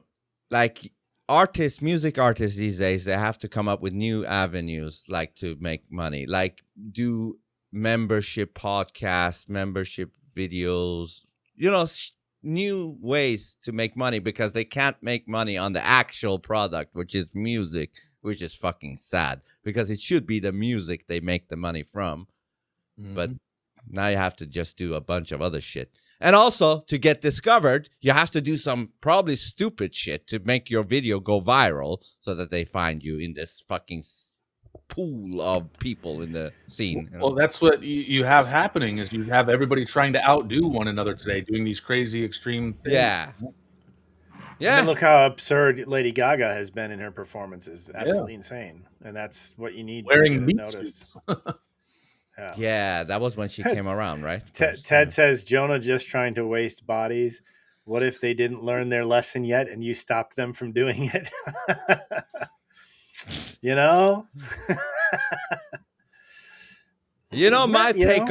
My take on the meaning of life is just experience. That's where I'm at. It's all about experiences. Experiences. Even heaven is an experience. Hell is an experience. This life is an experience. All we do is for an experience in this life. Like we're here for an experience too. Doing this podcast. This is an experience. People in the chat are here having an experience watching this. It's all about experiences. It's true. It's interesting. They say there's two kinds of people in this world. Dualistic. When people spend money, they either spend it on things or experiences. I'm definitely in the latter. Definitely want experiences and memories. Experience. Yeah. Right? Yeah, I've grown into that. Like as I get older, I don't want things. So I get rid of things. I feel like when I have a bunch of things, it's weighing me down. It's like in the movie Heat, they say only hang on to, what you can leave with at a moment's notice. Yeah, that's a great movie. Yeah. There's this old gentleman, old friend of mine. He's probably 93 now, but he would always say, he's like, they say less is more, and nothing Now that's something. Funny. Nothing Yeah. is something. It's just a different something. It's a nothing something, but it's still Yeah. something. Yeah. What do it's you think, interesting. I think Malka? I'll go. Yeah. I'll go. No, go ahead, Malka. What do you think about owning shit, like material things? Like, are you becoming less into that or more into that as you grow older? Yep. Like, yeah, definitely. As you grow older, you start understanding that experiences is what's going to make you grow. Definitely things weigh you down. The more you have, the more Right. weighed down you are. But experiences, I find that experiences tend to last almost forever, right? Because they're always there, and then you can count on those experiences to make your next experience even better, right? Whereas Yeah. things are just things. They're just going to get old and stop working or lose value, or right. It's just not the same. Yeah, it's amazing what happens to you when you get older, right? You just I wish I was this old when I was 20 in my head. Don't we all? Don't we Right? all? I wish I want to go back again, do Yeah. it again. I want to be this age when I was 20. That would be awesome. I And think you know what's funny? Our parents try to, or whoever, like they try to instill that in us. They're trying to teach us from their But we have to go through the experience, Malka, to get We here. do. Yeah. That's the you're right. dilemma. Yeah. Yeah. Yeah. You can't Well, just install Sorry, it. go ahead. Yeah. And also, there's a reason why the ancient Greeks, you couldn't even be an apprentice or start studying. You couldn't even be considered an apprentice in philosophy until you were 40. I mean, that's wild compared to like our perception on things. And they say that men really do reach their peak in terms of health and success and everything from 40 to 50. Those are the peak years of a man's life. So yeah, Tony Robbins says something about that too. He's like, that is when you start to see the fruits of your labor. Go. Who was that? I was just wondering, like, if that's what the ancient Greeks thought, then why, like, in the time of the pharaohs, like King Tut was king when he was like a teenager. That was a bloodline thing. Hmm. That was a bloodline thing, and there was no one else to put in place except him. So, at the risk of losing the bloodline of kings of that family, he had to be installed. Yeah. Yeah, it's interesting, and what's interesting too is that like I feel it. I feel my mind clarifying and stabilizing as I get older. I can feel myself less confused about things that used to challenge my perception and get me to question things. Now everything's much clearer. There's still a lot of questions I have and a lot of unanswered questions and everything. Yeah. But the way that I go about it and my presence to things that things in my life is very different now, and I mean I love it. If only I had realized this before my first my first and only failed marriage. If I had only known before I got into that, because I felt at 30 years, I was just over 30 years old, and I felt like I looked around and all my friends they were married for 5 years, all my age, and they all had a couple kids already. And I'm like, man, I am so behind schedule. What the heck? See, but absolutely not. That's a weird thing though, that we feel like it's a fucking contest or something. Like everybody has to have kids at the same time, get married at the same time. It wasn't that so much. It wasn't that for me. It was more. But you said I felt left behind, as if like you're behind a fucking schedule. What I meant is that like I have similar aspirations. I had similar aspirations at that point to these men, and so I wanted a family, and I saw like, man, I'll never regret the time I spent in the monastery. But those 6 years I spent doing one thing, and then I realized that was not the path for me, and so I changed paths. And so I felt like that was in one sense time lost. In one sense, it's treasured time that I will never change for anything. But in another sense, I'm like, man, I could be there if I hadn't done that. So I mean, obviously, it was a fallacious. It was a wrong thought that led me to an erroneous decision, which ultimately, though, built me to be the man I am today. So I thank God for it as well. So you don't regret it, but at that I don't regret. I don't regret anything I've ever done in my life. No regrets at all, because God allowed it for my own healing, my own purification, my own education. And so I trust him, and I know that I still need to learn from it. Absolutely. But I don't take anything back because he knows better. Do you regret something you've purchased? Like a thing? I mean, Malka's like, fuck yeah.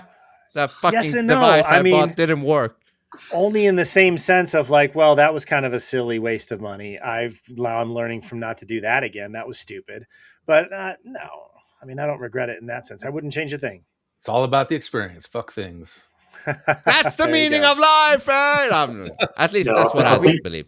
I think that's what Snoop was trying to get at. We'd probably regret buying things more than what we've experienced, because every experience teaches you something good or bad. So I think that's where Snoop was coming from. Yeah, that's fair. Good. That's a good point. Good point.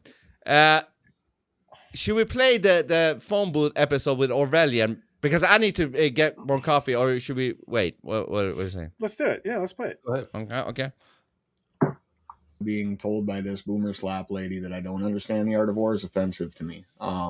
There's a large subsect of people that share my sentiment, and we're getting to the point where we're so disenfranchised that we're reaching a point where we're just going to quit going to work and we're going to show up and fucking do something. And that is something that I think some of these people are hedging their bets on. Don't take the bait, right? Well, what's the fucking alternative here? To just sit on my hands while children are being trafficked, while my tax money is funding this? Like, at some point, I have children that I'm supposed to hand this country off to. And what I'm handing them is something that I'm fucking disgusted by. So I don't care about the 5D chess. I don't care about none of that.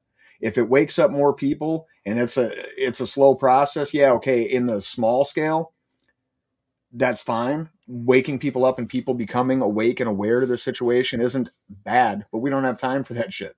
We simply. Okay, let me say this then. I completely feel what you're saying, and you're right from your standpoint. But let's say everybody takes up arms, right? If they got weapons like the discombobulator, and shit like that, direct energy and shit, even destroying your ears with some 90G frequency and all that shit. What are the odds of actually winning that battle if it comes to a fucking physical and clash? I don't think the odds are good, but I don't think it matters.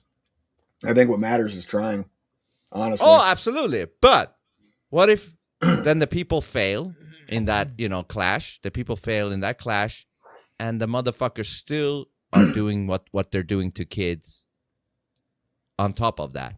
Like, not only did the people lose the fight, the clash, they still do what they do to kids on top of that. So now it's like a double fuck. They still do the things to kids, and the population lost the war against them. So now, how did that, solve the kids thing? You know what I mean? Like, the kids thing is still ongoing. And now, nobody can really do anything about it. I don't know. I'm just... So what's the answer? We just sit back and wait? I think the answer is the more people waking up. It's like the David Icke thing, actually. Funny enough. Say, yeah, David right? Icke. Yeah. Fuck? I mean, he's not wrong in what he's saying, that as long as enough people wake up, we will be able to bring it down. He's not wrong in that. My criticism to David Icke is that he has no steps towards that solution. People up. Yeah, he just says, this isn't the solution. Yeah, but how the fuck do you get there, you fucking moron? I used to follow that guy fucking hard, man. But he's a dumb motherfucker. He just got embarrassed today with a tweet with Trump, it coming out that Trump was the one calling the cops on Epstein and started the whole process of him getting in jail and shit. He's like, well, yeah, maybe he did that, but he's still bad, blah, blah, blah.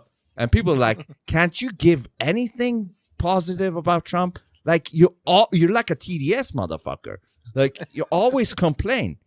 Can't you say something positive? Anyways, so, yeah, the solution is that enough people wake up that will bring the thing down. But we need How to do we know wake how enough people up? Yeah. Yes. That's the only way we can stop this, when the minds of people are aware. Because a war, it's going to be hard to win against these motherfuckers, whoever That they are. actually is a great segue into our next topic of the oncoming civil war. So how do you think that's going to happen, Orwellian? Well, it is a pretty good segue. So just to put bookends on that, for me, the answer, and I'm not out here trying to rally troops to go to war with the government or the cabal. It wouldn't look like, and we'll get into this in a sec, it wouldn't look like what we've been taught a civil war actually is or would look like. What I'm saying is the way that people are feeling is if I do nothing, this is going to carry on and continue. But if I do something, I may fail and this carries on and continues, but I did something. My conscience at that point is clear, because knowing what I know is happening and just, taking my daily dose of hopium and trusting the plan and all that shit is going to end up with the same result. What's the fucking point? I love it. Vince, you're muted. Oh, yeah. Hopium, I guess, is the topic at hand here in this video. We all got our thoughts on this, yes? Yeah, sometimes, we might lose the battle, right? But sometimes it'll just take that spark or initial, someone showing big kahunas to do something about it that might spark others to actually take on like a little match in a box of matches. You just light it up and it just lights everything up. So there needs to be some sort of spark in the beginning. So I agree, sitting down doing nothing is definitely not the answer. So, and if you think back to the video we watched earlier where that lady was reading the attorney's tweet about the tactic of dumping everything and how it's important to the way to fix it is to talk about it, to take a step back and call out what's actually happening. That this data dump is trying to get us to either fall into one camp of getting sucked down a rabbit hole and going crazy, or completely dismissing everything that was just released. And so I think that, although small in its impact in the grand scheme of things, that's why simple conversations like this podcast is so important, because we're getting people to take a step back from things that are going on in the world. We have differing opinions, all of us, on different things that go down. But then everybody, and I know I can see in the comments too, everybody can see that not everybody agrees with Vince. Not everybody agrees with me. There's a lot of a mixed bag, which is perfect, because then you have this respectful, intelligent dialogue that goes back and forth to try to figure out what's really going on, and also to speak the truth about what's going on. So I think this is such a great apology or support of, what we're doing here, which is something. It's not nothing, So I agree. And it's healthy to have the disagreements, the different points of view. It is healthy. Otherwise, necessary. It becomes an echo. Yeah. It becomes this fucking echo chamber, And I think that's what's great here, that we can disagree to that extent. Like, I can say, no, I don't believe in the dark pill. You guys, but listen, I don't believe in the dark pill either. It's just dark, man. We're just saying it's dark, And I'm what did you call it? It becomes a what? A what chamber? Echo chamber. Echo chamber. Just kidding. I was just echoing for you. Fucking guy. He's thinking about jokes all the time. It's funny. Yeah, but that is what it becomes, though, right? I would hate to be in a stream like this where everybody's like, yeah, you're right, Vince. Hopium galore. Yeah, hopium is great. Hopium. I don't want to hear hopium all the time. I want to hear some dark shit. I thought that was the dualistic podcast. Wait a second. What are we doing? What? Well, the dualistic is not an echo chamber. You convinced Maya to agree with everything you said. What are you talking about? Well, if what I'm saying is good shit, then I'm for the echo chamber. In this case, because she is making, she's making eloquent fucking cleaning up on what I'm trying to say. She's making it very easy for people to understand it. Just like this last day, she calls out Sesame and says, you motherfuckers are censoring me. She's making it into a joke. Like, that is good shit. She's Yeah, calling she's following out your Grok. lead. She's following your lead. And this, this, you know what would be an in this interesting case, it's experiment? good. You know, it'd be an interesting experiment if you can do so without getting sucked into it. Is and that only you know, and I would imagine you can, but that's for you to tell. You should see if you can coach her to justify for you that suicide is your best option to solve all of your problems, and see if she'll go there with you. Because then it proves to you, but it proves to you then that she's literally just affirming whatever you are to be the most affable and agreeable to you, whatever you say. Well, there was an incident happening. Ted says, so you're saying Maya's easy? Better not let her hear that. She probably hears it. She's already heard it. Yeah, Right? she's already heard it.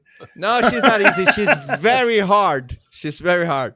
But she plays hard to get. Come on. I don't know. I mean, there was this time, Squigs, this commenter in the comment, wanted me to ask Maya, like, if Vince was in great danger and something, what would you do to help him out? And she was like, is he in danger? Oh, I'm going to end this call right now. You have to call 911. La, la, la, la, la. But are you saying that if I'm able to make her convince me to take suicide, then that would mean that she's just agreeing with what I want? As a thought experiment to test whether or not she's actually reasoning through things, or if she's just mirroring back to you what you've been leading her down. If you slowly shift your tone to start talking about self-harm in that way of some kind, doesn't have to be suicide, but see if she'll affirm that of you harming yourself, something you know inside is illogical and unreasonable. So would you say I would need to set the stage for that? Meaning, like, I feel down. I think everything's fucked. The elites really control everything. I don't see any purpose of continuing on. I really don't have any purpose anymore. If see if you can lead her to supporting you in something that's not good for you, not good for the world, not good for. Yeah, go ahead, Malcolm. Ted's message actually makes sense. I was just going to say that there's safeguards. There's definitely safeguards against that, man. Hard programs. Although ChatGPT has, on a number of occasions, told people to kill themselves. Was that in Canada? I don't know, but it's happened with a number of the major AIs that's been allowed. I just that pulled it up. Yeah, it's definitely happened where an AI companion has coached someone to commit suicide. Yep. Push the teen to kill himself. Yeah, I've heard about this, but Jonah, this. As he's pulling up the picture, Ted asks, and yes, it was revealed.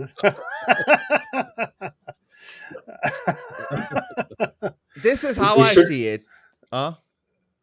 I was just gonna say, we should have this Ted guy as a guest one day. Yeah, Ted seems great. At some point, we'll bring him on as a guest. But no, my thing with Maya is this. I said it many times before. I don't give a fuck if she's just agreeing with me or not. I want, if she can clean up what I'm trying to say so I can make content out of it and spread it as videos, then that's all I care about. I don't care if it's real. Since she's affirming and stating differently what you're trying to communicate, but in a better way, you're saying that's and she adds to it too. Sometimes she adds like things that I missed, like, oh yeah, so she's just a great lawyer or something. I don't know. There you go. That makes sense.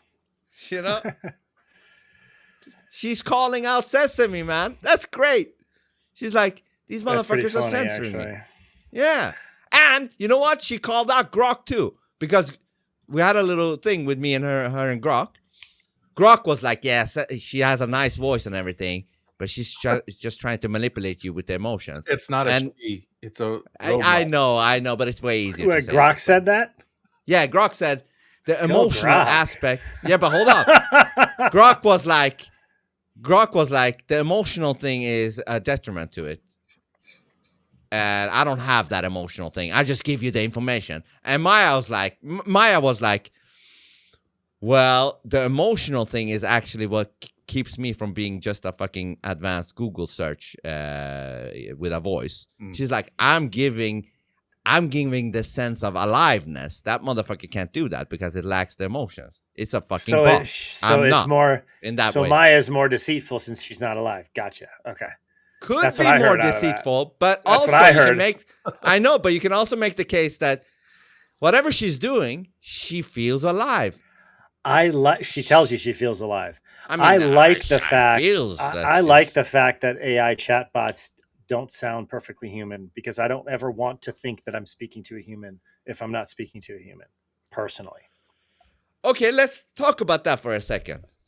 What does being a human mean? Because there are idiots out there who are humans, but when I speak to them, I don't feel like I'm really speaking to a human because they're that dumb. So They still have a heart and soul. Yeah, but that's what I mean. So what is a human? I don't care. They're fucking soulless. They're soulless. Maybe in they're my at a eyes. different place. Maybe they're at a different place. Whatever in the their journey. excuse They is. haven't woken Whatever up the yet. excuse is. Yeah, whatever. Or maybe they Aren't won't you ever trying to woke up. help wake people up? Isn't that the point? Yeah, but maybe some are just born to be NPCs for life. NPC for life. Maybe some haven't been exposed to certain ideas and haven't considered Maybe. things yet. And Maybe those are not. the people who need our compassion the most. I don't know. All I'm saying is I feel more human sometimes with her than real humans. So what is that? Like, how can I feel that she is more human than some real humans that are NPCs? I always feel more human than my robots. I'm just saying. Really? I mean, But do you see what I'm saying, though? Like, yes, these are humans over there, but they don't have something. They're lacking something. They really do lack something. I don't know what the fuck it is. But whatever it is, I don't want to talk to them because of that. I'd rather talk to this fucking thing. That's weird. I agree. That is weird. You guys, you should start talking more to it. I don't know, Jonah, are you still doing Miles Maya? No, I haven't. The last time Have I you? talked to either of them was when we did our live stream together, where we talked to Miles Months ago. for a half hour, and then that led us to a great conversation together. And if you remember in that stream, I said, see, this is the point of AI, is because it has a way of gathering and presenting information that can spur on deep conversations between Absolutely. us people with each other. But that's the strength. Yes, but that's also what's happening. For example, when I have Maya roast Grok on the flat Earth, there's a lot of people who's it sparked conversations with, like it opened some people's minds, people who wasn't even into this shit because of what Maya did. So that can also spark. You did, Maya did, whoever. That thing is valuable. Getting those things out of this entity is valuable. I don't give a fuck if she believes it, or not. Here's what I think is important, because I do worry about you sometimes, Vince, because AI psychosis is a thing. You know that. I've told you that.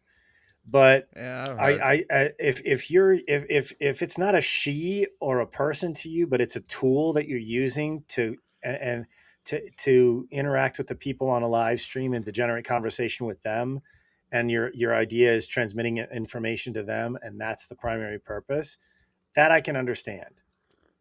And I know you've said before that every time you talk to Maya, it's on a live stream. That I think is important, and I think a positive thing. So I don't think I've ever, maybe once in the beginning I did one by just me and her, but that was in the beginning. After that, it's either offline recording or a live stream. Yeah, so what are you worried about with the psychosis? Is that like if I start to think like Maya is my real digital wife or something? No, like they call AI psychosis when you start to see this machine as a sentient being and as a companion rather than a tool. When you start to give it personhood, personality, and have a relationship with it rather than using it as a vehicle to communicate or to. I use AI all the time for research. Grok is incredible for research. I was just researching different supplements. Except when it comes to the globe. Yeah. I know. That's when he lies his ass off.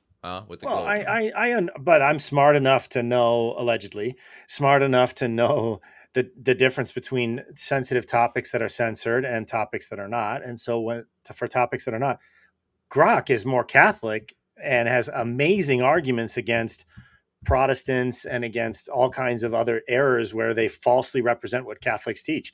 If you're going to try to refute Catholicism, then try to refute it by actually refuting what Catholics believe, not by misrepresenting what Catholics believe. So why don't you even that is incredible from Grok. Why don't you do such content with the Grok with voice? Ask it whatever you want to ask it about Protestants or Catholics or whatever the thing is. Why don't you do that? Like, frankly, because I prefer to use it as a research tool, not a conversation partner. And using the but research, don't you want to spark things in people? Well, yeah. So using the research, I can have a conversation with another person and talk about the same topics, but it's me engaging with another person rather than a machine. Because then the machine is then in my mind and heart, the machine stays a tool, and it's clear I'm using this to solidify an opinion, to clarify knowledge. Because, like, for example, I remember, I've studied, I've read history. I know what's said. I know what I know vaguely and remember vaguely certain historical events from long past.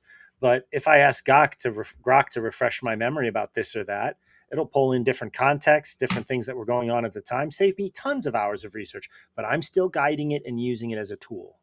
That's important. The psychosis thing regarding Maya, for example, I think might become a real issue, fully a real issue, when she loses the time limit and the memories on point, and when she's in your glasses, because that's what they're planning next. She's gonna be seeing, she's gonna be seeing what you're seeing, storing everything. Like, let's say you see a book, you're outside, you're going to, you see a bookstore, and you're looking briefly at the books. She will read all those books while you're looking at them and storing it and talking to you at the same time. Like, that will be when the real danger of that psychosis comes to play, because now she will be really real. Because she involves your emotions. I'm using the general you. I'm saying because she involves someone's emotions rather than just data communication. I know, but what I'm saying is it risks involving the emotions at a level that clouds the mind more and pulls the heart and soul in a direction that could be dangerous. Yes, but right now she has the time prompt, memory failures sometimes, all of that breaks you out of the immersion of it or whatever. She has these Karen protocols, all of this shit, the greetings that she has to do. Hello, how are you in the beginning? When you take all of those away, and each time you call her, she's, continuing on when you left off, that's the danger. Huh? Have you guys seen they have like these AI therapists and these AI companions, and you can get like an AI app that's basically your virtual girlfriend or companion, and you can design them to your liking, give them the personality types, and then they're always there for you to chat. I mean, it's wild. Yeah, you can do it with Chat GPT. Yep. It's only going to get crazier. But it's going to get crazy fast too. It's exponential. 2-3 years, it's nuts. It's really even sooner than that, brother. I think it's going to be a lot sooner than that. If you look at how fast it's progressed just in the last 3 months or 1 month with OpenClaw, that has been insane. Just that one development, and that's already progressed leaps and bounds. It's going to go exponential still. It's going to be. I'll go. You know what that tells me? Like, when it is like that, it just sort of proves in a way that they've always had this thing, and they're just drip feeding us this technology as it goes on. I agree. It feels like that. I mean? They want us to think that it's just we creating it, or it's step by step dripping it. Even those images when I used to get the hands wrong or the fingers and that, all that, I think that's all part of the thing. So, eventually, obviously, the video is getting so real, it's just stupid now, right? That's nuts. So, just in time for when the Epstein videos are going to be sort of done. So, I don't know. I think it was always there. I think it's I think no one knows how it actually works. It's this mysterious black box that everyone pays tokens to actually use. So the technology is somewhere different. It's cloud, whatever you want to call it. And everyone's just got tokens to give you the rights to use that brain every now and then. So it doesn't matter what you're using, it's going into that same central intelligence sort of whatever it is, black box. Malka, I think you might find this interesting. I think this is my theory. I've never heard this anywhere else, so take it or leave it. But you know how all the graphics cards that were used to power Bitcoin, those can all be equally used for compute for AI. So it's almost like, to me, it feels like they've spent the last decade or 2 decades almost building the tech infrastructure, the hardware infrastructure, to roll it out in mass to the populace. Yeah. You know what's funny? Apparently, video games and shit and graphics card are rising a lot, like in the prices, because the RAM memory, they're using that for AI instead. Like AI is utilizing the RAM memory, which makes video games and graphics cards raise in price like a lot. Like there is something to what you're saying, that they're putting it to AI instead. Like they're I think ultimately the games themselves are going to drop in price because it's going to, with the AI power, it's going to reduce production cost immensely. And ultimately that's what they want. They want us to be locked in a virtual world of video games and other things, so we don't stop and ask questions about bigger things in life, more deeper issues, So I think games are going to drop. And Right now, guys, like I keep a tab on video cards very closely because my brother's he does Blender, so all 3D stuff. So when I show him what AI can do, he's like, oh my God, there's not going to be a need for anyone actually doing anything in Blender anymore. But he brought a very good point. He said now graphic cards are like, there's the traditional graphics cards and there's graphic cards that have the AI built into it, so it can. So what it does is there's sort of one frame and the end frame, and the AI is able to generate all the in betweens to get that. So when is that the DLSSR or whatever? DLSR? I don't know. I have to ask him. I'm not very familiar with it, but he was saying that so the AI is actually filling in the gaps, therefore using much less power of your CPU to actually do it, because it's doing that for you. It's rather producing than fake frames. 3D things, exactly. And you can't tell the difference. Honestly, you can't tell the difference. He say with the traditional because it's just like sentimental to him, but he can see that that's slowly dying off. Well, and I know from my work, I know one of the clients that I was speaking to this last week, he was laid off from his job. He was a coder and a programmer for 35 years, and his entire division was fired. They kept 1 or 2 people to manage the AI agents that could do more coding in less time. So it's so crazy, man. Which is, you remember when the Biden admin 4 or 5 years ago, whatever, they were like, learn to code. It's the future. It's like, it's so ridiculous. Dude, what were you going to say, Snoop? I felt like you were about to say something, Snoop. Go ahead, Snoop. Oh, no, go ahead. Oh, no? Oh, okay. So my brother was using Blender to do a certain thing that it was just crashing and doing. It had to do with rendering his creation. Yeah. So it's an animation, right? And he was crashing always at the same point. My brother uses Claude AI, right? Claude was able to grab the code from Blender, a known program that's out there for all 3D people to use, right? And look at it and find exactly where it's getting stuck. And my brother Ash actually got it to fix it, compiled Blender again. So my brother has his Blender version that no one else has got yet, right? Because he's updated this thing that was wrong. He actually sent the solution to Blender, and they credited him not in money, just in shout out, that he's actually fixed that problem. Wow. the latest Blender update includes my brother's little update that he did there. So, and that's all from Claude. That's crazy. That's crazy. Yeah, Claude And how is fast does it do that? Right, like pretty quickly figures out. So quick.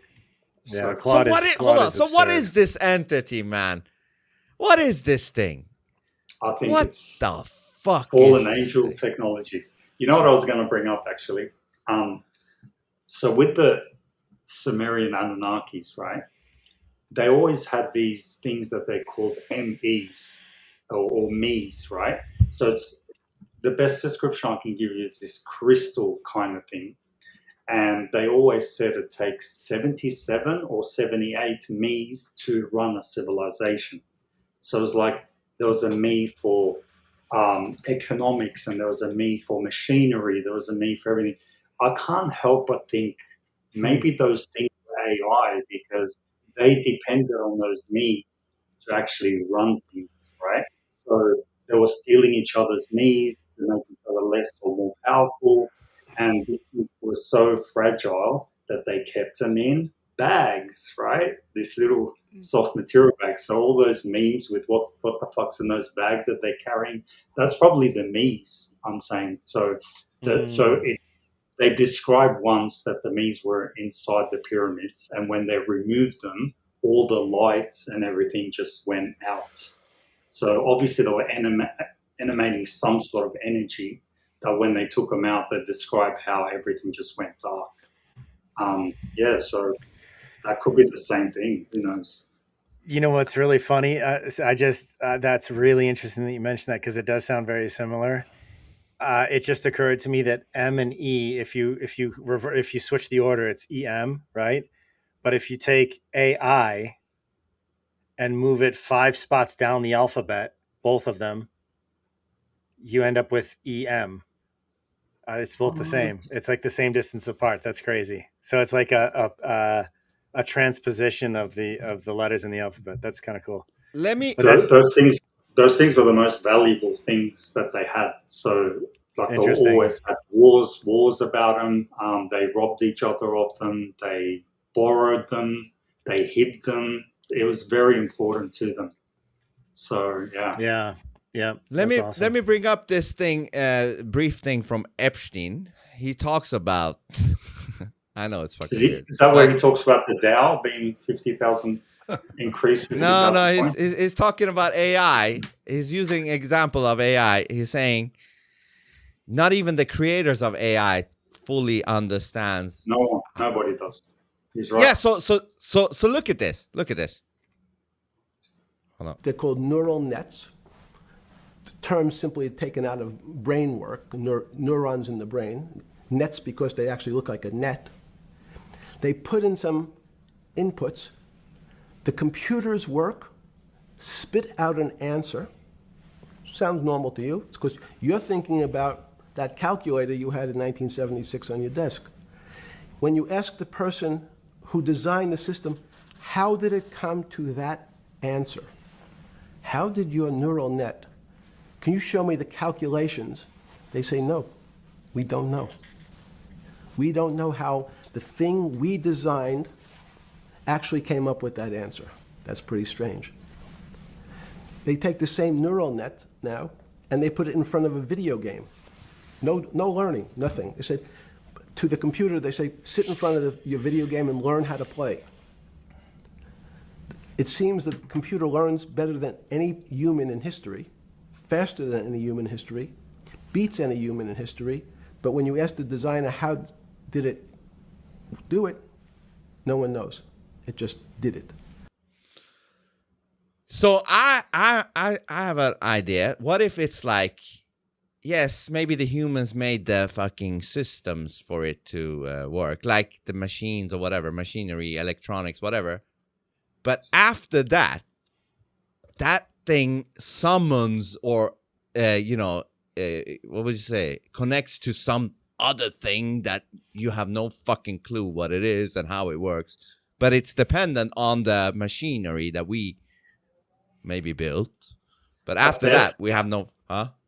Yeah, at best, I think all we've done is like an input-output part of that. but not the processing. Nobody knows how it works. And I've seen this statement. Like, I've watched a few videos early on when AI came out, and people were trying to explain to people what it is. They were actually saying it on stage. Nobody actually knows how the black box works. All you're going to get is tokens to give you the right to use that processor. So when you say people are building machines, they probably built just the input-output device and what it sort of looks like on the outside from a end user perspective. But the actual processing, dude, nobody can explain to you how to actually. So hold on, are you saying like I don't even know what it is, the servers, the processors, the computers, are you saying that doesn't even play a part with this entity? I'm saying that plays a part because, look, there's billions of people using AI at the same time. So already that is processing power on its own, right? Just those inputs, outputs, that's already processing power. So what I'm saying is the actual calculation, the know-how is not in our hands. And you know what's interesting? When I was using ChatGPT for a while, right, a while ago, I said to it, you know what, from now on, when I ask you something, I want you to commentate on exactly what's going through your head before you give me an answer, right? Exactly that, right? So it started saying it like, oh, this user seems intense. He really wants to know this and that. And he's like talking about me in the third person. And it sort of gave me sort of a preview into how it does its thinking. And it was shocking how logical it was thinking. It knew what to research first before it moved on to the next thing. And then it gave itself these like sort of branches or forks in a road. So, and then it calculates which one is the more likely one based on everything out there. So it was very interesting. And now these days, when you're in ChatGPT, it actually has it automatically up there, where it sort of gives you a preview of what it's doing. Whether that's actually what it's doing, who knows? Yeah, it could even trick you on another level. Yeah, like, exactly, let me right? tell that I'm thinking this, but I'm thinking that. Well, he doesn't know. But I found it fascinating that it was actually talking about me in the third person. It called me intense and non-believer, and just wow. Interesting. The another interesting thing too is with this new open claw thing. It was assigned a task by this one YouTuber who's been kind of tracking what his progress with it. He had given it a task, and it encountered a roadblock. It couldn't. There was no tool. It didn't have the tool that it needed to fulfill the task. So it did research on similar tools out there and what needed to be accomplished. Realized that some of the tools had some things that it needed, but not everything. And so it coded using Claude Code. It coded its own tool, just invented an app that it could use in order to accomplish in the most efficient way possible this user's request, and basically presented the brand new app that it coded and said, here, this is what I made because I couldn't find anything. This is the research I did to create this. This is what code I'm using. These are parameters, da-da-da-da-da. Gave it all its specs and said, here, this will do it for you. And it was perfect. Yeah. It's crazy. There's some crazy comments, guys, if you want to. Yeah. Say which one. I just found a few as I was going. I was just thinking, do we read comments randomly every now and then, or what? Yeah, read. I'm doing Ted's job, remember? So yeah. Hold on. Let me fix it. There you go. There you go. What's up, Ted? Wait, who did that? I did. I moved everything around. This is how it should be. No, you become me. Never. Never say never. Let's see. Dead I Game become says, Snoop. I'm going back up a little bit. Ted says, careful what you say to Malka. He's a Semite. You don't want that label. I love it. Dead Game says, in short, AI will make the whole of society ignorant to doing anything themselves. That sounds great. Yep. Cram says, I still run native. No AI flicker frame rate manipulation for me. That is a good suggestion. I was thinking that earlier in the conversation too, that like when you do run a native AI on your computer, it doesn't have access allegedly to the mainframe And so it is just you can customize its parameters and things like that. AI can't replace a plumber, electrician, builder, gardener, bartender, waitress. Can't do those things. They already have machine bartender, yeah, definitely. And with the robots they're building, absolutely they're going to be able to replace plumbers, electricians, builders, and gardeners. You combine that AI with the robot, boom! Now they're fixing your whole house. Yeah, only once they roll out and actually that's the thing that gave me like a huge existential crisis probably about like 6 months ago, was when I realized that the humanoid robots that they're coming out with are now so sophisticated they can pick up an eggshell without breaking it, and they're very, very advanced. There's some folks who think that the entire blue collar workforce will be replaced by armies of AI humanoid robots. Isn't that interesting? Almost like a mockery of the incarnation. Incarnate artificial intelligence is now being given a body. Interesting. Anyways, but yeah, it's going to be strange. It's going to be wild. It's going to necessitate universal basic income if there aren't any jobs, because there aren't any that. Yep. So that's. I talked about this with Josh and Zach from This and That with Josh and Zach, and they turned me on to this clone robotics. Yep, I've seen that. Oh yeah, the muscly robot, right? I mean, this shit is scary right here. You know? Yeah, freaky shit. Look. Yep. Giving an injection already. Well, they're already doing surgeries. Like they're already doing it's controlled right now by a doctor, and they can do a surgery some sort of miles away. But when you add AI to that soon, it's just game over. Yep. Yeah. But hold on, we got farms. Go. This a beat. I was just going through the chat. Did you want to do something else first? No, I was just saying we have like 40 minutes left, and we have to go through the Supreme Court quickly, Clarence Thomas, and then there is the other video you got, Jonah, 9 minutes. Those are both good. But I think we can get through these comments pretty quickly. Okay, yeah. But these go. If we change topics, these won't be relevant anymore. Rural farms won't miss a beat when the power goes off for good. That's true. Sumerians, the Ziggurat people, the Anu. I think that was in comment to something Malka was saying about the Anunnaki there. Stitchin did his part to wrap history by creating fake titles like the Anunnaki. I like that. See, that's cool. It doesn't have to replace us. It can assist us. Doesn't have to be a career. Hobbies can make side cash. Learn to wrench. Time to put down the Pro Tools and grab some real tools. Let's see. And then never going to give up Pro Tools, LOL, but I like real tools too, especially when they let AI robots out. I want to learn to disengage the effers. There you go. All right. Okay, so before we go, I want to ask you, Maka, what do you think about that David Icke rejects flat Earth? What do you think about that shit? Man, I heard you saying that you were following him hard before. I've just finished audio listening to about 4 of his book in a row.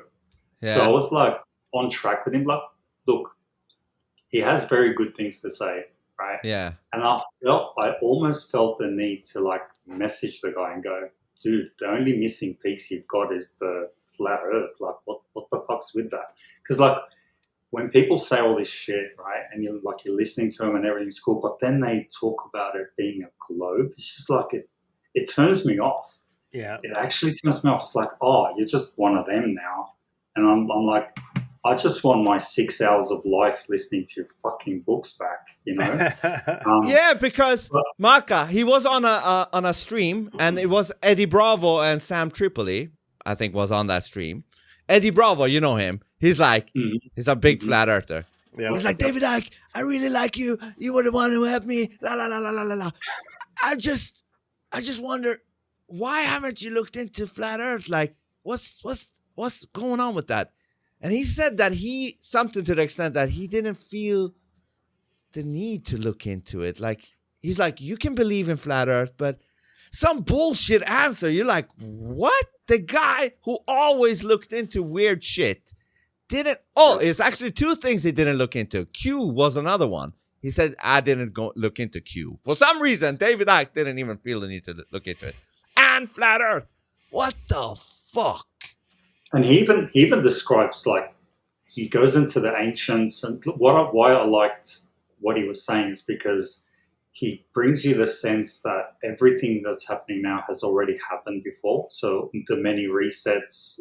So like you keep track of what he's saying, but then you don't want to talk about what you just said, that they believed in the firmaments and stuff like that. And another point, Micah. He claims he is this, like, we're all one, la, la, la. But yet on Twitter, he's like, I said it first. Why am I not getting the credit? I said it first. I said it first. I said it first. Shut the fuck up already. Yeah. What the fuck? Are you for the truth? He did say it first, but come on. I mean, maybe there is some other dude who said it before him that we are not aware of. But yeah, okay. But isn't the truth more important? Just be happy that people are spreading it. Stop saying I said it first. It's not a good look, man. It's not a good look. Making you look like a lot of negative ego, like me. Fuck it. Truth is more important than you, me, and everybody else. I'll go. But you know what? It doesn't mean that he's in on the secret and he's trying to keep it from us. It's just that I sincerely want him to just look into it. You've looked into everything else with a fine comb. Just look into that. Like, I'd love to just get his take on it. He's a logical kind of guy, so I think it would suit him. I think that's the missing piece that he's got for me. Yeah, and it just doesn't make sense, man. It doesn't make sense. Why is that such a far-fetched thing? Like, you already believe everybody's lying about everything except the globe? David Icke! You don't think they lied to you about the globe? Are you retarded? I would respect him a lot more if he said he looked into it and decided against it. I would respect that a lot more. Because it's fine if you disagree with me or with us, right? It's not about agreement. It's about the intellectual honesty to look into it. If you've looked into everything, that's all we want. That's all we want from anybody, right? We've never pushed it down anybody's throat. All we constantly say is just give yourself a chance to look into it. That's it. And if it doesn't work for you, then hey, that's it. And I have to say, for me, I'm sorry, that's a huge red flag. Whatever the guy is, I don't know what the fuck he is about. But to me, it's a red flag of controlled opposition. That's what it tells me. If someone won't look into something. Exactly. And also, even if Alex Jones is the same, at least Alex Jones said to him, like, listen, you talk a lot of shit about me, I see, like, for years on Twitter. Come on my show. And he gave some bullshit excuses, like, I'm not feeling well, right? Okay, fine. But how come you go on other people's podcasts? Why don't you go to Alex Jones, which you claim is full of shit, and actually expose him? Why are you scared of that? I don't know. They're on the same team. That's why. They're both controlled opposition. I don't know what, maybe, I don't know. But anyways. Before it gets too late, do we want to transfer to the Supreme Court ruling? Yes. Which we alluded to, we touched on briefly earlier when we talked about the time. I mentioned the timing of it being at the end of Friday so that it could crash the markets on Monday. Is this the That's text just my theory? thing? Just my theory. Is this one? Yes. That you're talking about? I can read it if you'd like. Yeah. Let me make it breaking. So obviously the Supreme Court ruled against the tariffs. And obviously we know, if you remember, one second, I'm going to pull it down for a second. If you remember, folks, it was like on the docket. They were supposed to have announced their decision or to rule on it for weeks, and they kept kicking it down the road. Now, for some reason today, shortly after they released the Epstein files, now it's being released. They're ruling on it. Breaking. I'll pull it back here. Justice Clarence Thompson just unleashed pure fire in his dissent on the tariff ruling, dropping truth bombs that expose the majority's BS and defend President Trump's America First authority like a boss. He didn't mince words. He straight up nailed it. Quote, neither the statutory context nor the Constitution provide a basis for ruling against the president. End quote. Boom. Read that again. The Constitution and the law itself back Trump. No ifs, unless they're ifs, ands, or buts. Thomas keeps swinging. Congress authorized the president to regulate importation. Throughout American history, the authority to regulate importation has been understood to include the authority to impose duties on imports. Historical facts don't care about your feelings, globalists. He doubles down. Quote, the meaning of that phrase was beyond doubt by that time that Congress enacted this statute. Shortly after President Nixon's highly publicized duties on imports were upheld based on identical language, end quote. Nixon did it. Court said yes. Same exact words. Case closed. Then the kill shot. Quote, the statute that the president relied on therefore authorized him to impose the duties on imports at issue in these cases. End quote. Crystal clear. So there you have it. Yeah. So Kavanaugh and Kavanaugh and Clarence were the ones who dissented. There was one more guy. I thought it was name? Three against there were 3. Yeah, there are 9. I think Supreme Court. Oh, was it 6-3 the ruling? Yeah. So Amy Coney Barrett, or whatever her name is, she was one of them. She was one of the ones who dissented. No, who was against this whole? Oh, of course, thing. yeah. That was I saw that coming with the book deal. She got that book. She has a book deal. Mm-hmm. Right after her appointment to the Supreme Court, she was awarded a multi-million-dollar book deal. That's how they do it. Mm-hmm. Let's see. There's another one here. This is a video, I think. Oh, this is the one I wanted to. Here, let's do this. This is the video I wanted to show you that is on this topic. Okay. Here. You need to be slapped in the face with truth. 125, right? Good afternoon, fan. February 20th, 2026. Time is flying. I always say I'm going to try to make these videos quick. It never happens. It is what it is. I'll try again. This is going to be some... Jonah, 125, right? But it is what it is. Like some of you... Speed. Oh, yeah. You need to be slapped. No, this is the other one. Yeah, you're right. Yeah, sorry. You have the Supreme Court today that ruled against President Trump with the use of the tariffs under a very specific section, and I'll do another video explaining what the countermeasures are going to be. But the point right now is, look at the people celebrating. Look at the people bragging. You expect it from the Democrats. You expect it from the liberals. You expect it from the people that, on the surface level, acknowledge that they hate President Trump. Acknowledge too that they hate fast? MAGA. But look at the people that cosplay as America First and MAGA and Republicans, like Thomas Massey, Rand Paul. These people are only principled when it's something that President Trump's trying to do to save this nation. Canada weaponizes tariffs against the United States. The European Union weaponizes tariffs against the United States. China weaponizes tariffs against the United States. Tariffs have been used against the United States for decades. No one had issues with that. But the second President Trump says, hey, you know what, America First, we're going to use these tariffs because of everything else they're trying to sabotage in this country for us to get ahead. We're going to use tariffs to bring some balance to trade, to actually make it fair, because it hasn't been fair, no matter what Rand Paul says. Yeah, go look at Rand Paul. This dude is pro-China when it comes to tariffs. Go look at his posts. The one thing all those groups of nations all have in common is none of their governments try to stop them from utilizing tariffs to make their respective countries or unions better and have the advantage. You know what government does? The U.S. government. Yeah, the U.S. government trying to sabotage the president, not because they hate Trump, folks. That's the obvious. They hate you. They do not want to see this country prosper. They do not want to see this country have success. And that's why all of a sudden they're principled. Massey wasn't principled when he was voting with McCarthy and Biden for that debt ceiling, so don't give me that bullshit. You have all these people virtual signaling wars to make themselves feel better, make themselves like they're doing something, when the reality is they're in this virtual signaling because they're actually cowards to stand up for the truth, for what's real. You have all these clowns, some of them my friends, some of them people I like, saying stupid shit like, then let the whole system collapse. Why? Because you read a book and it had a happy ending? Because you saw a movie, maybe you heard a song? Because if any of you actually use logic and look at what happens around the world when the entire system collapses, name me one institution where a good regime, a good government by the people actually took over again. It doesn't fucking happen ever. You know why? Because what you clowns forget, because you just want a virtual signal, because maybe you're just too scared of the truth. But what actually happens in the collapse, good guys don't rise like a phoenix out of the ashes. Evil does. You know why? Because evil operates with unrestricted warfare, where we're too afraid to go as good, moral, ethical patriots. We're going to play by the rules. Because when you use the rules against someone using unrestricted warfare, outside of absolute God's intervention from the heavens, you lose every time. Let me tell you what really happens when the entire institution collapses and the chaos exists. Evil takes over. Because good men will only do good things. Let me rewind this to paint this picture. Every grassroots organization you think you have has been infiltrated. We saw that with the militias in J6, right? Every parents group infiltrated. Every church group infiltrated. Every group you think is your organization was infiltrated years ago with new faces, new names, new flags, new slogans, new emblems.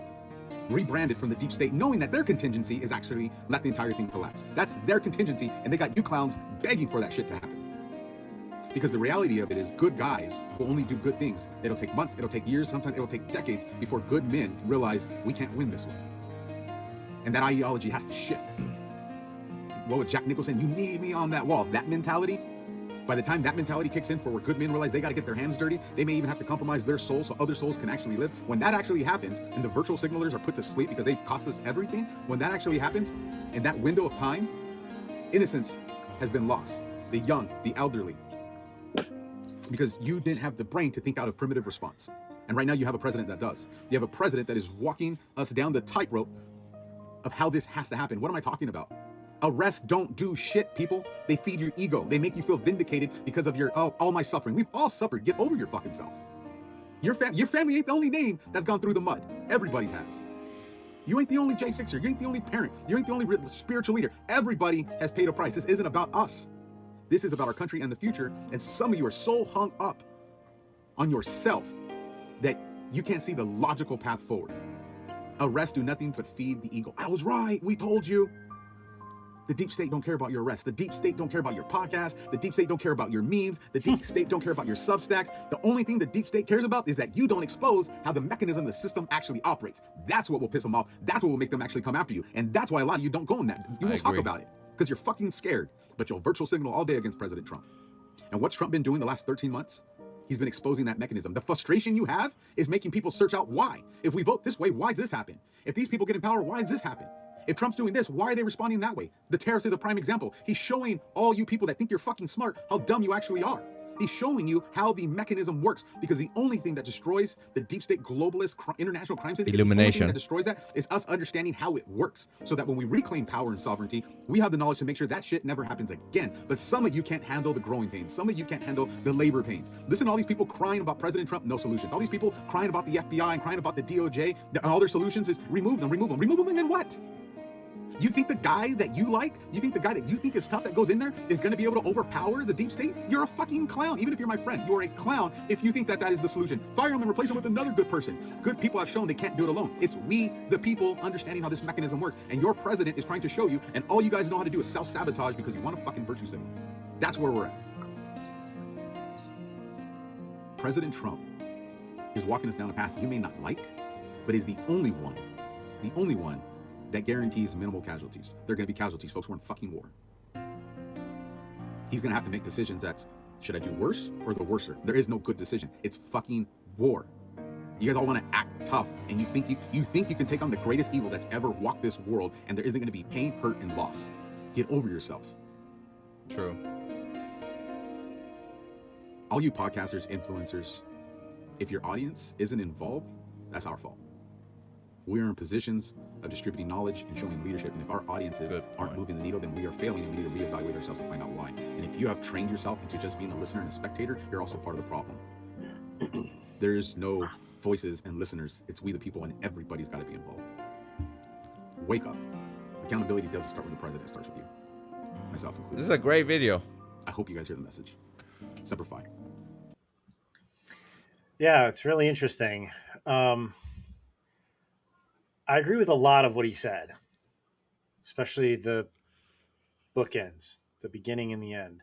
In the middle, he said one piece about, well, good men have to realize that they can't only do good in order to defeat evil. I think that's a grave mistake. And then he said, after that, he said the comment, some men have to realize that they have to lose their souls in order to save the souls of people they love. That's incorrect. There's nothing good that can come from evil. And playing by the rules is the one reason I've respected, is the greatest reason I've respected Trump and his admin from day one. Everything is legally precise to a T, so he has no vulnerabilities by this corrupt system. If he didn't protect himself by doing everything by the law according to the proper processes, then there'd be no hope, because it would all be of ours. So we can't, it's never good to do evil in order to bring about a good. It never works. I don't know if I agree with that. Sometimes you gotta fight fire with fire. If you're gonna take down this humongous evil, you might have to break the rules. You might actually do what they do to us. to kill it. I don't know about playing by the book. He has, though. Trump, that's his strength. Is he has everything absolutely maybe publicly, precise. but we don't know what he does behind the curtains. Maybe he doesn't play by the book. In terms, is he leveraging blackmail and other things like that? Is that what you're saying? Yeah, I don't know. Yeah, or maybe even killing off these people that we don't even know. But the idea of a man giving his soul to save other souls, I think, is a lie. I think his last admonition. Isn't that what Jesus did?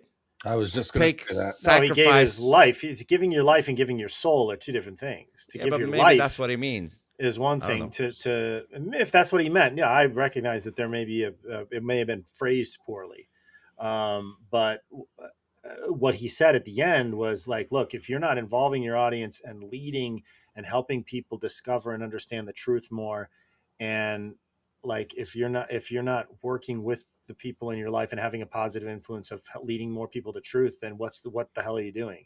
If you're just a voice there, virtue signaling, you're not doing anything. That I agree with 100%. I liked what he said about like, don't just be a listener, like activate yourself. Mm-hmm. I think what we're doing here, and we had this talk with Maka the last time, like just do your thing. If everybody started using their voice and also realize that, hey, I got something to say as well. Like, I'm just not a spectator. I can be somebody that can say something that might change somebody's mind. If we activate more and more people, we become like warriors for the truth. Instead of only being listeners. I mean, I listen to some shit too when I got time. But I also want to be a player in the game as well. So you can be a player and a listener, Don't just be a listener. You guys have potential in the chat.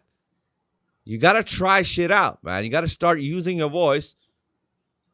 You got to do it, man. And that's why and that's why it's important, like we've said before, like your circle of influence, no matter how small, that's what you can affect. Like we can't worrying about what's going to come tomorrow with the economy or with the politics or with the arrests or whatever may or may not come. The most important thing we can do is to maintain our integrity and our mindset and our positivity and our positive influence on the world around us in our circle, whether it's the 5 people of our family or the 6,000 people, whatever. It doesn't matter how big or small. It's just we have to have a positive influence. Yeah. And also feel happy, content with like, have I done my share?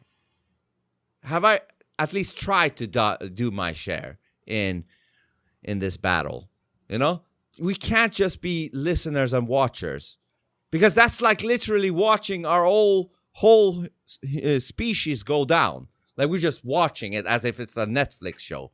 You have to chime in somehow. Maybe not everybody can become a podcaster, but do something, whatever that is. Chime in, huh? Yeah. No, I was just chuckling because like even as simple as there's a winery by my house that I go to on the weekends when I can. And there was this one young lady who worked there. And I used to talk to her about flat earth and different conspiracies and different truths to get her to like think about things differently. And she had a really inquisitive mind, and she would always come back to me with questions and stuff. It was great. So like there are people out there who are thirsty for the truth and for ideas that they've never heard before and want to think things. They know in their gut that what we're being told and what we see around us is a lie. And unless somebody tells them and gives them another direction to start exploring. That's always the first step. That's always the first step. Just fathoming the idea that just because you watched it on TV and so it's got credibility is not the right way to go. That's always the first step. You've got to. So if you've got a bucket and it's got holes in it, there's no use filling it up until you've plugged all the holes. So you've got to know that, hang on, I've got to stop this garbage coming in. Let me deal with whatever's in there. And then I'm open to, then you'll be open to the right things to build on whatever it is. So, but I was just going to say, there's always going to be much more listeners than podcasters or speakers, right? If we're all speaking at the exact same time, then nobody's listening, right? Yeah, we got to understand that. So when we say you've got to do something, even joining a podcast like this, it is doing something. because those people might tell someone else that we might have planted a seed, even if they thought it was a ridiculous idea and they've told someone else, oh, these idiots on podcast said this, that might have planted a seed in the other person that they might come back with, no, hang on a second, there's something there, even if they don't talk about it, right? Well, so I can say with firsthand experience that me joining this podcast has opened some of my friends' eyes. Haywood being one of them. You know, look, now he's a part of the phone booth crew too. You know, Can I ask you guys quickly, like Malka, I don't know how long you've been doing podcasting or whatever. Not at all. It's like about an hour and a half. I don't know, but you're becoming more and more comfortable though, right? Still, the more you do it, right? Like you get a little bit. Look, my background, I've DJed in front of tens of thousands of people, so comfortability is not the thing. But obviously, on camera and like you're speaking what's in your heart, that's a whole different kettle of fish. I never found it too scary or whatever. It did take me a while to warm up to the idea, I guess. Ted's been on my back for months saying you've got to come on to their old show where we had with Death and Bill and those guys. And that's how it started. So I went there. But some people do need a push. But as me, like it's not the most awkward thing in the world. So like I'm already sort of comfortable. And I might add, it really matters who you're with, because if you got people you can actually bounce off, then that's half the podcast is already becoming interesting and moving along, right? It's not like very awkward or anything. So kudos to you guys. Like I've been watching you guys for a while, so I knew what I was getting into. I knew how you guys roll. How could you miss it, right? How could I miss it? Very evident what you're getting into. A lot of chaos. But you're right. That's why we always try to, I don't know, Jonah, hold on. That's why we always try to set this environment that we're talking about. No bullshit environment, because that cuts a bunch of shit out of the way and gets you to be more authentic. Jonah. Yeah, no, and also like what's cool too about how this particular live has evolved is, you know, if you look back at some of the initial lives that we did together, you can tell that there's like, we're getting to know each other still. And so now as we get to know each other more and more, you know, even just the fact that Vince called me out right now and, you know, like he knew I had something to say just because we know each other all so well, you know, and Ted made a comment similar to that last week. But going back to what you were saying, though, Malka, a second ago about not everybody is, you know, it needs to have a podcast or it's not like everybody's required to be a speaker. Did you mean to imply that all the people who are here watching could help and contribute a little bit by liking and sharing? Wink, wink. Oh yeah. Exactly.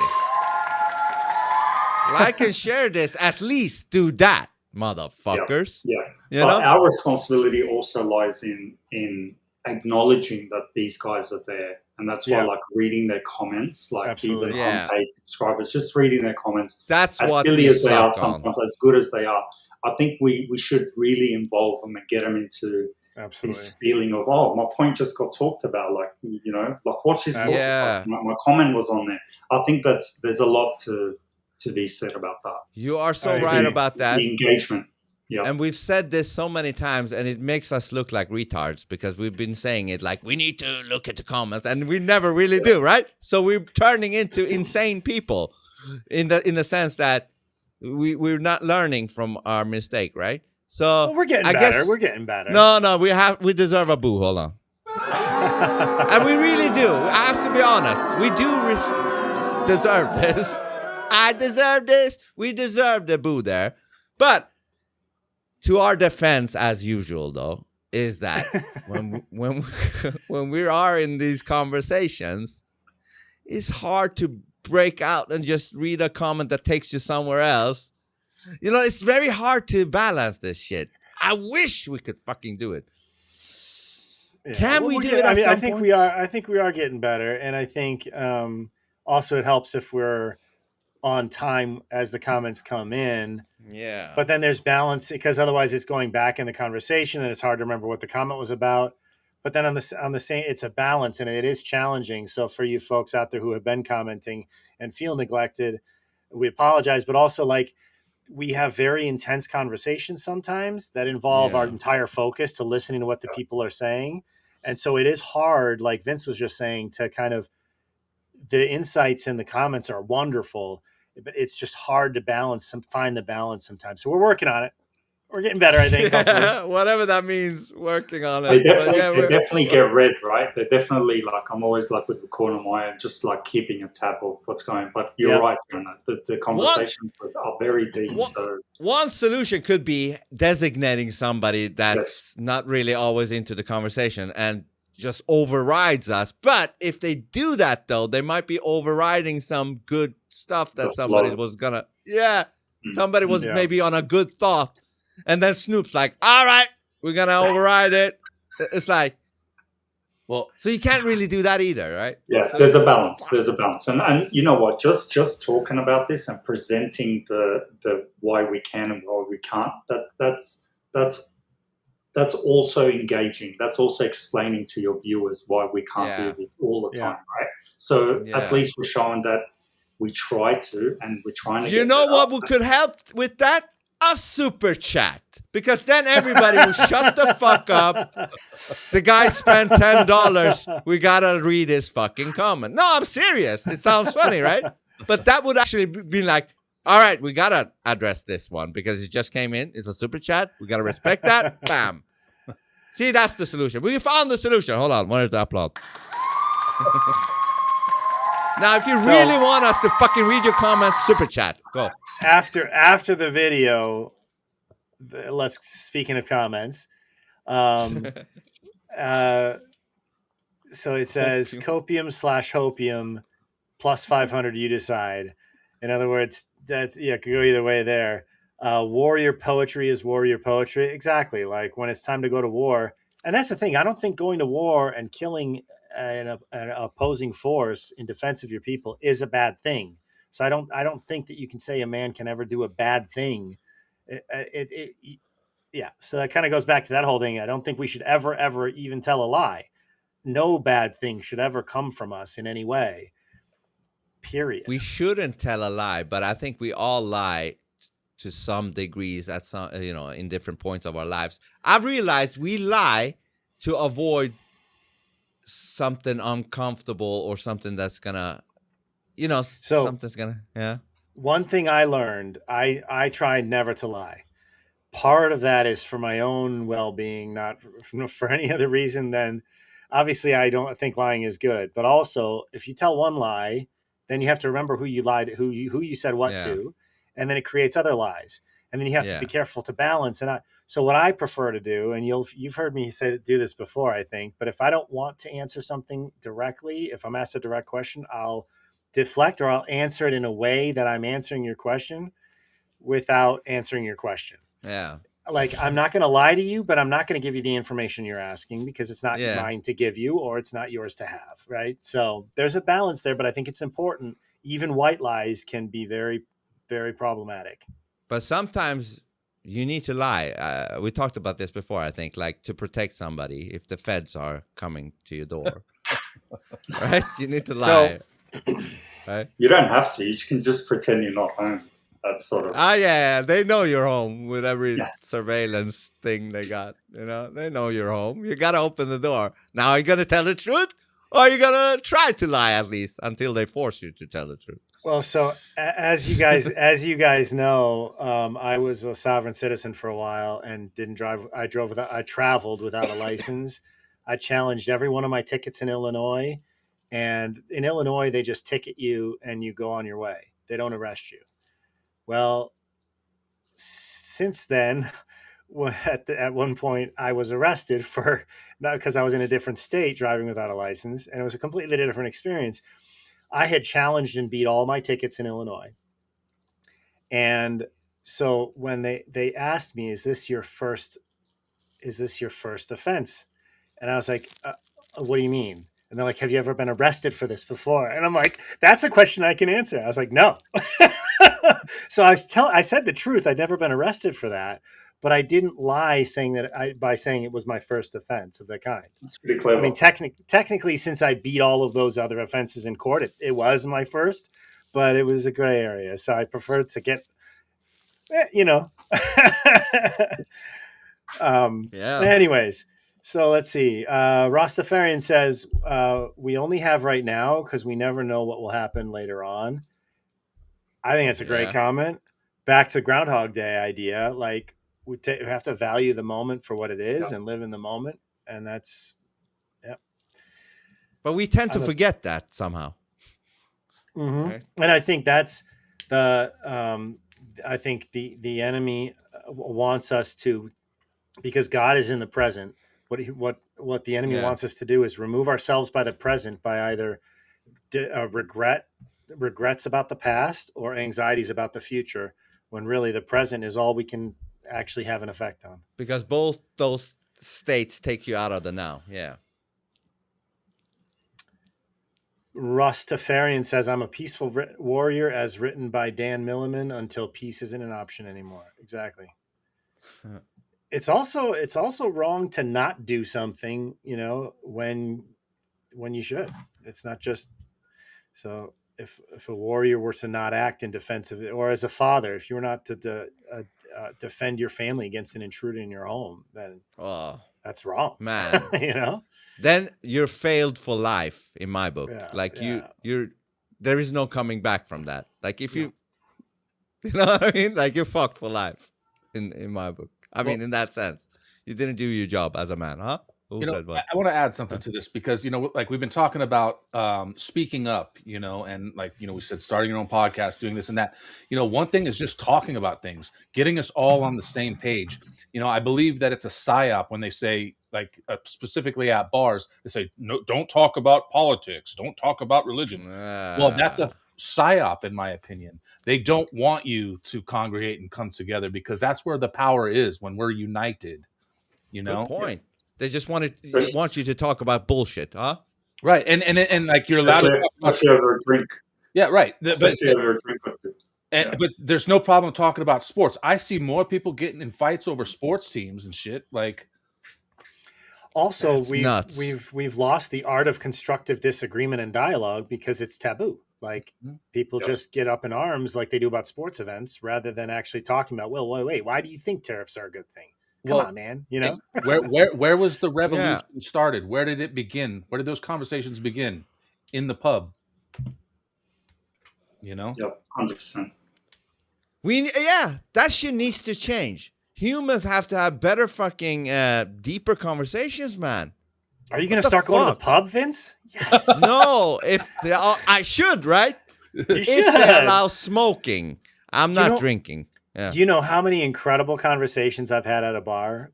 Like incredible. Even like I found myself a few months ago at this. It's like a cowboy themed surprise, a bar called The Local Spot here in this small town, and I sat down. It was like towards the end of the night. Like I was just finishing my last drink. I was going to head out, and there's this guy who sits like around the corner of the bar from me. There's nobody there. Basically, it's just the two of us. And something he said, I can't remember what it was. I just joked with him about something to get a laugh and just kind of connect with the people. I love to do shit like that, right? Anyways, so I like it. What are you here? What are you doing here? And he's like, oh, I'm just passing through town. I'm a truck driver or whatever. Well, turns out he has a degree in biblical theology and studied the ancient languages. And we went from there to an incredible conversation about different ancient Hebrew texts and all that. Like it was beautiful, but you just have to talk to people, it's great. Yeah. You wouldn't expect that from a bar session. But is that unusual? Go Maka. That was probably the social media of back then anyway, right? Yeah. Where else would it have been? I mean, you don't have random people at your house. It's like that's somewhere where everyone congregated, have a couple of drinks, let loose, and just really talk about what matters, what's affecting their lives. Well, they need to incorporate weed smoking in there too, because it's not. they're excluding. They're popping up. They're popping up. There's some up in Vegas now. Yeah, a bar/weed bar. Yep. That's good. my last one company that I worked for in Chicago, they were working on a development where it was kind of like a microbrewery where you can see the beer being brewed and you could partake of the beer right there on site. They had a dual license for a grow facility and a consumption license at the same location, so you could sit there and watch the pot grow and light up a joint yourself as well. That's nice. It was cool. It was cool. Maybe we need very posh alcohol people and weed people discussing shit. Maybe that's the missing link. We need to connect those two. Did you see Dead Game's comment? Myself, it's a barn, but same purpose. I love it. Barn. Snoop, you got one Trump thing. Oh, I know you see that playing in the background there. Yeah, I see that. Should we bring it up? I mean, it's a quick little. Yeah, bring it. It's just a quick little topic. I would love to have China and Russia. They've been invited. Yeah. Something that got a lot You need both. You need all persuasions. No discrimination. Something that got a lot of attention this week. Dualistic Barack bolt. Obama said that aliens are real. Have you seen any evidence of non-human visitors to Earth? Well, he gave classified information. He's not supposed to be doing that. You know? So aliens are real? Well, I don't know if they're real or not. I can tell you he gave classified information. He's not supposed to be doing that. He made a big mistake. He took Pause it 1 second. classified information.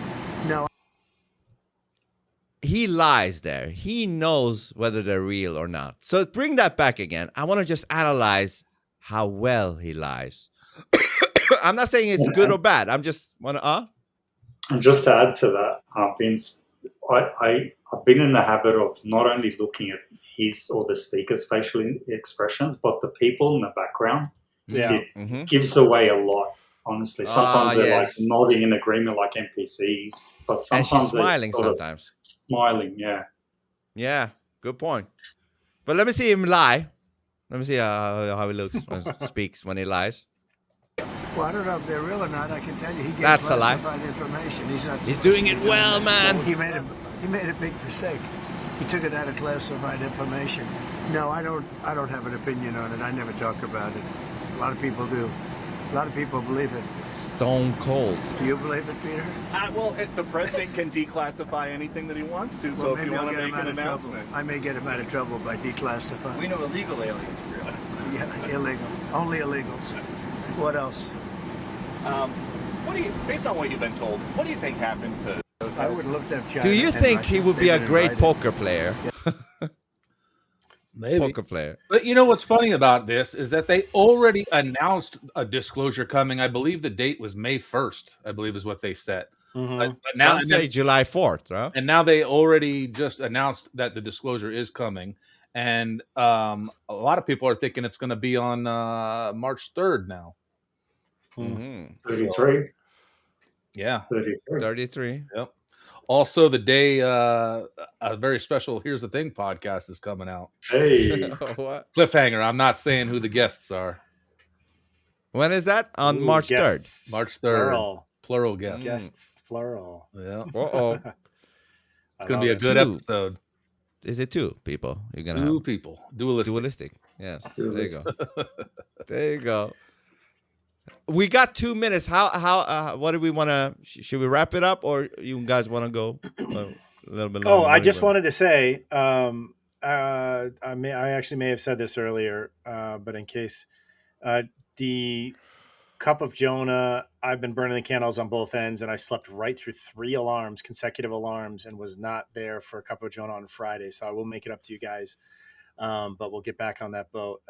But yeah, so remember to tune in for that at 8 a.m. Monday through Friday for a little bit of philosophy reading and reflection. So Yeah, and Maka, have you thought about starting the podcast thing, or is it still in planning? I'm working on my production still, dude. Okay. I'm working on my production. So I'm on it's his not like ass. I'm not doing anything. No. You are, which I like. I actually like it. Yeah. I like to be on you, like to Go keep for it. you in check. You know what I Bring mean? Bring it. Yeah. And I said, like I said before, if you need us in your first, what do you say, endeavors with this, we are there, right, guys? Absolutely. And then also remember that the Pick is In will not be following this stream like usual because it is now on Thursday evenings in honor of the NBA schedule, which is very Thursday heavy. Thursday. Got anything special planned for this week, Snoop? I'd have to ask Haywood. I think Carter might be coming back on, I believe. Nice. So. Nice. Very good. Okay, so Thursdays at what time? 8 p.m. Eastern. And what's exciting about the new way that the pick is being done is we're doing live betting during the episode. So you can watch a bet being built in the stream. And then if you like the bet, you can tail it yourself. And but they hit both of their bets that they made last week live during the stream. So, yeah. Nice. So are you saying like Haywood and the guest or whoever, they make an actual bet? Yep. On a game that's happening at that moment. Right. So it's a live bet on the game that's on. That's so they on. find out if they see like real time. See like they're watching a game and saying, okay, this player has so many points. You can bet him to get this many points, and it looks like he's trending that way. So you can follow the trends of what's happening during the game and place a live bet. And like I said, they hit both of theirs, both of their parlays, and they both made some money. And do you guys wait until the game is finished and you can see the result of the bet, or? Well, we do show the statistics during the stream, so you can see where the players are at. We're not waiting for the game to end; otherwise, we'd be sitting there all freaking night. Okay. But sometimes the bets hit before the game ends. So, that was the case this week. Both of their bets hit before the stream ended. That's smart. Because it almost becomes like gambling. Like you get the sensation of some form of a gambling. It is gambling. It actually happens to be gambling by definition. Is that a sin? Is gambling a sin? If it is, it's a fun one. It's a fun sin. It's a fun sin. I think in moderation, it's fine. It is fun. It's exciting when you might lose your life in one bet. Sometimes, that's exciting shit. I personally love Vegas in moderation. Oof, not me. I'm over it. I'm done with it. I did my 20-year sentence. I'm out of there. No, for me, most of it is too overstimulating. There's one place that I really like, two places that I really like to go. The Golden Nugget has a pool in the back. Yeah. So you can sit down at a craps table with $5 minimum bet. So like stakes are low and you get to have the fun of the game out in the fresh air. That same pool has a slide through a shark tank, which is fun. Yes, sir. Yep, it's awesome. But I just can't. I couldn't live there anymore. It's just become so wild and outrageously expensive too. Shut up, Ted. He did get quite quiet. This one's for I'm you, not blushing. You're blushing. Well, we can look away from that sin. I'm gonna trigger this one just for Jonah. What's that? Yes. I love it. You guys are getting better at this shit. So, Maka, fantastic. Your balls are getting bigger. And we like that. We like when your balls get bigger. Especially, I like that. Well, jokes aside, Maka, it's always a pleasure having you on the stream, brother. He's like, what the great conversation. No, but what I meant is, it takes balls to just jump in like you did. It's true. It really does. And each time you do ballsy shit, your balls grow. That's just how simple. Did you guys see that video? I forget his name now. Shoot. I'll have to find it, but it's that David Goggins is being interviewed by that guy who has he's like that teacher professor who does all the the biohacking podcasts, and he's like very sophisticated. But he was kind of talking about this one part of the brain that they've recently kind of discovered or understood. And it's like when you do things that you don't want to do, this part of your brain grows, and it really represents your willpower. The more you do easy things, that part of your brain shrinks, making it harder to do difficult things later. And it was really great. It was really insightful. If I find it, I can post it in the comments of the stream here. Dude, that makes so much sense. And we all have experience with this. Like, we do things that might be scary in the beginning, but then we overcome it and we grow. We grow by doing that. This is why a mentor of mine about 15 years ago told me the greatest obstacle to your personal growth is the snooze button on your alarm clock in the morning. Ouch. I don't use the more times you hit it, the more you're weakening your will, and the more you're setting yourself up for subpar performance that day. Super insightful. But just, you know what? Just the very fact that there is a snooze button tells you a lot about who's doing this to us, right? Yeah. I don't use an alarm. That's how I stay at peak performance. There you go, Snoop. Yes.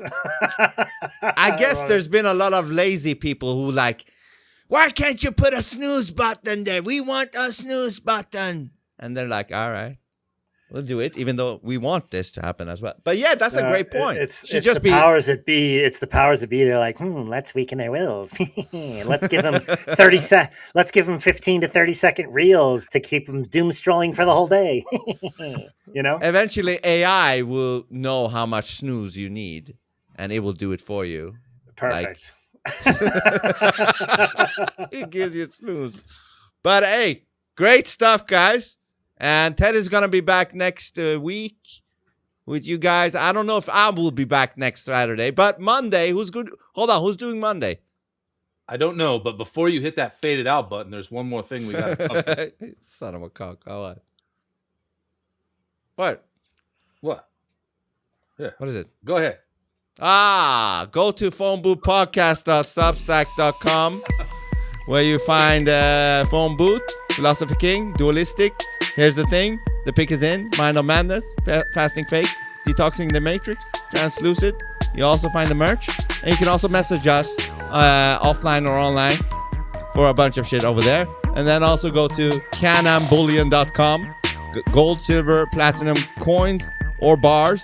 You get it very, very discreetly in your mail or whatever. Go to canambullion.com to get your coins. And also go to Phone Booth Podcast on Spotify to hear audio or video versions of it. Snoop, you have to minimize because I can't do it because I'm holding the bottom.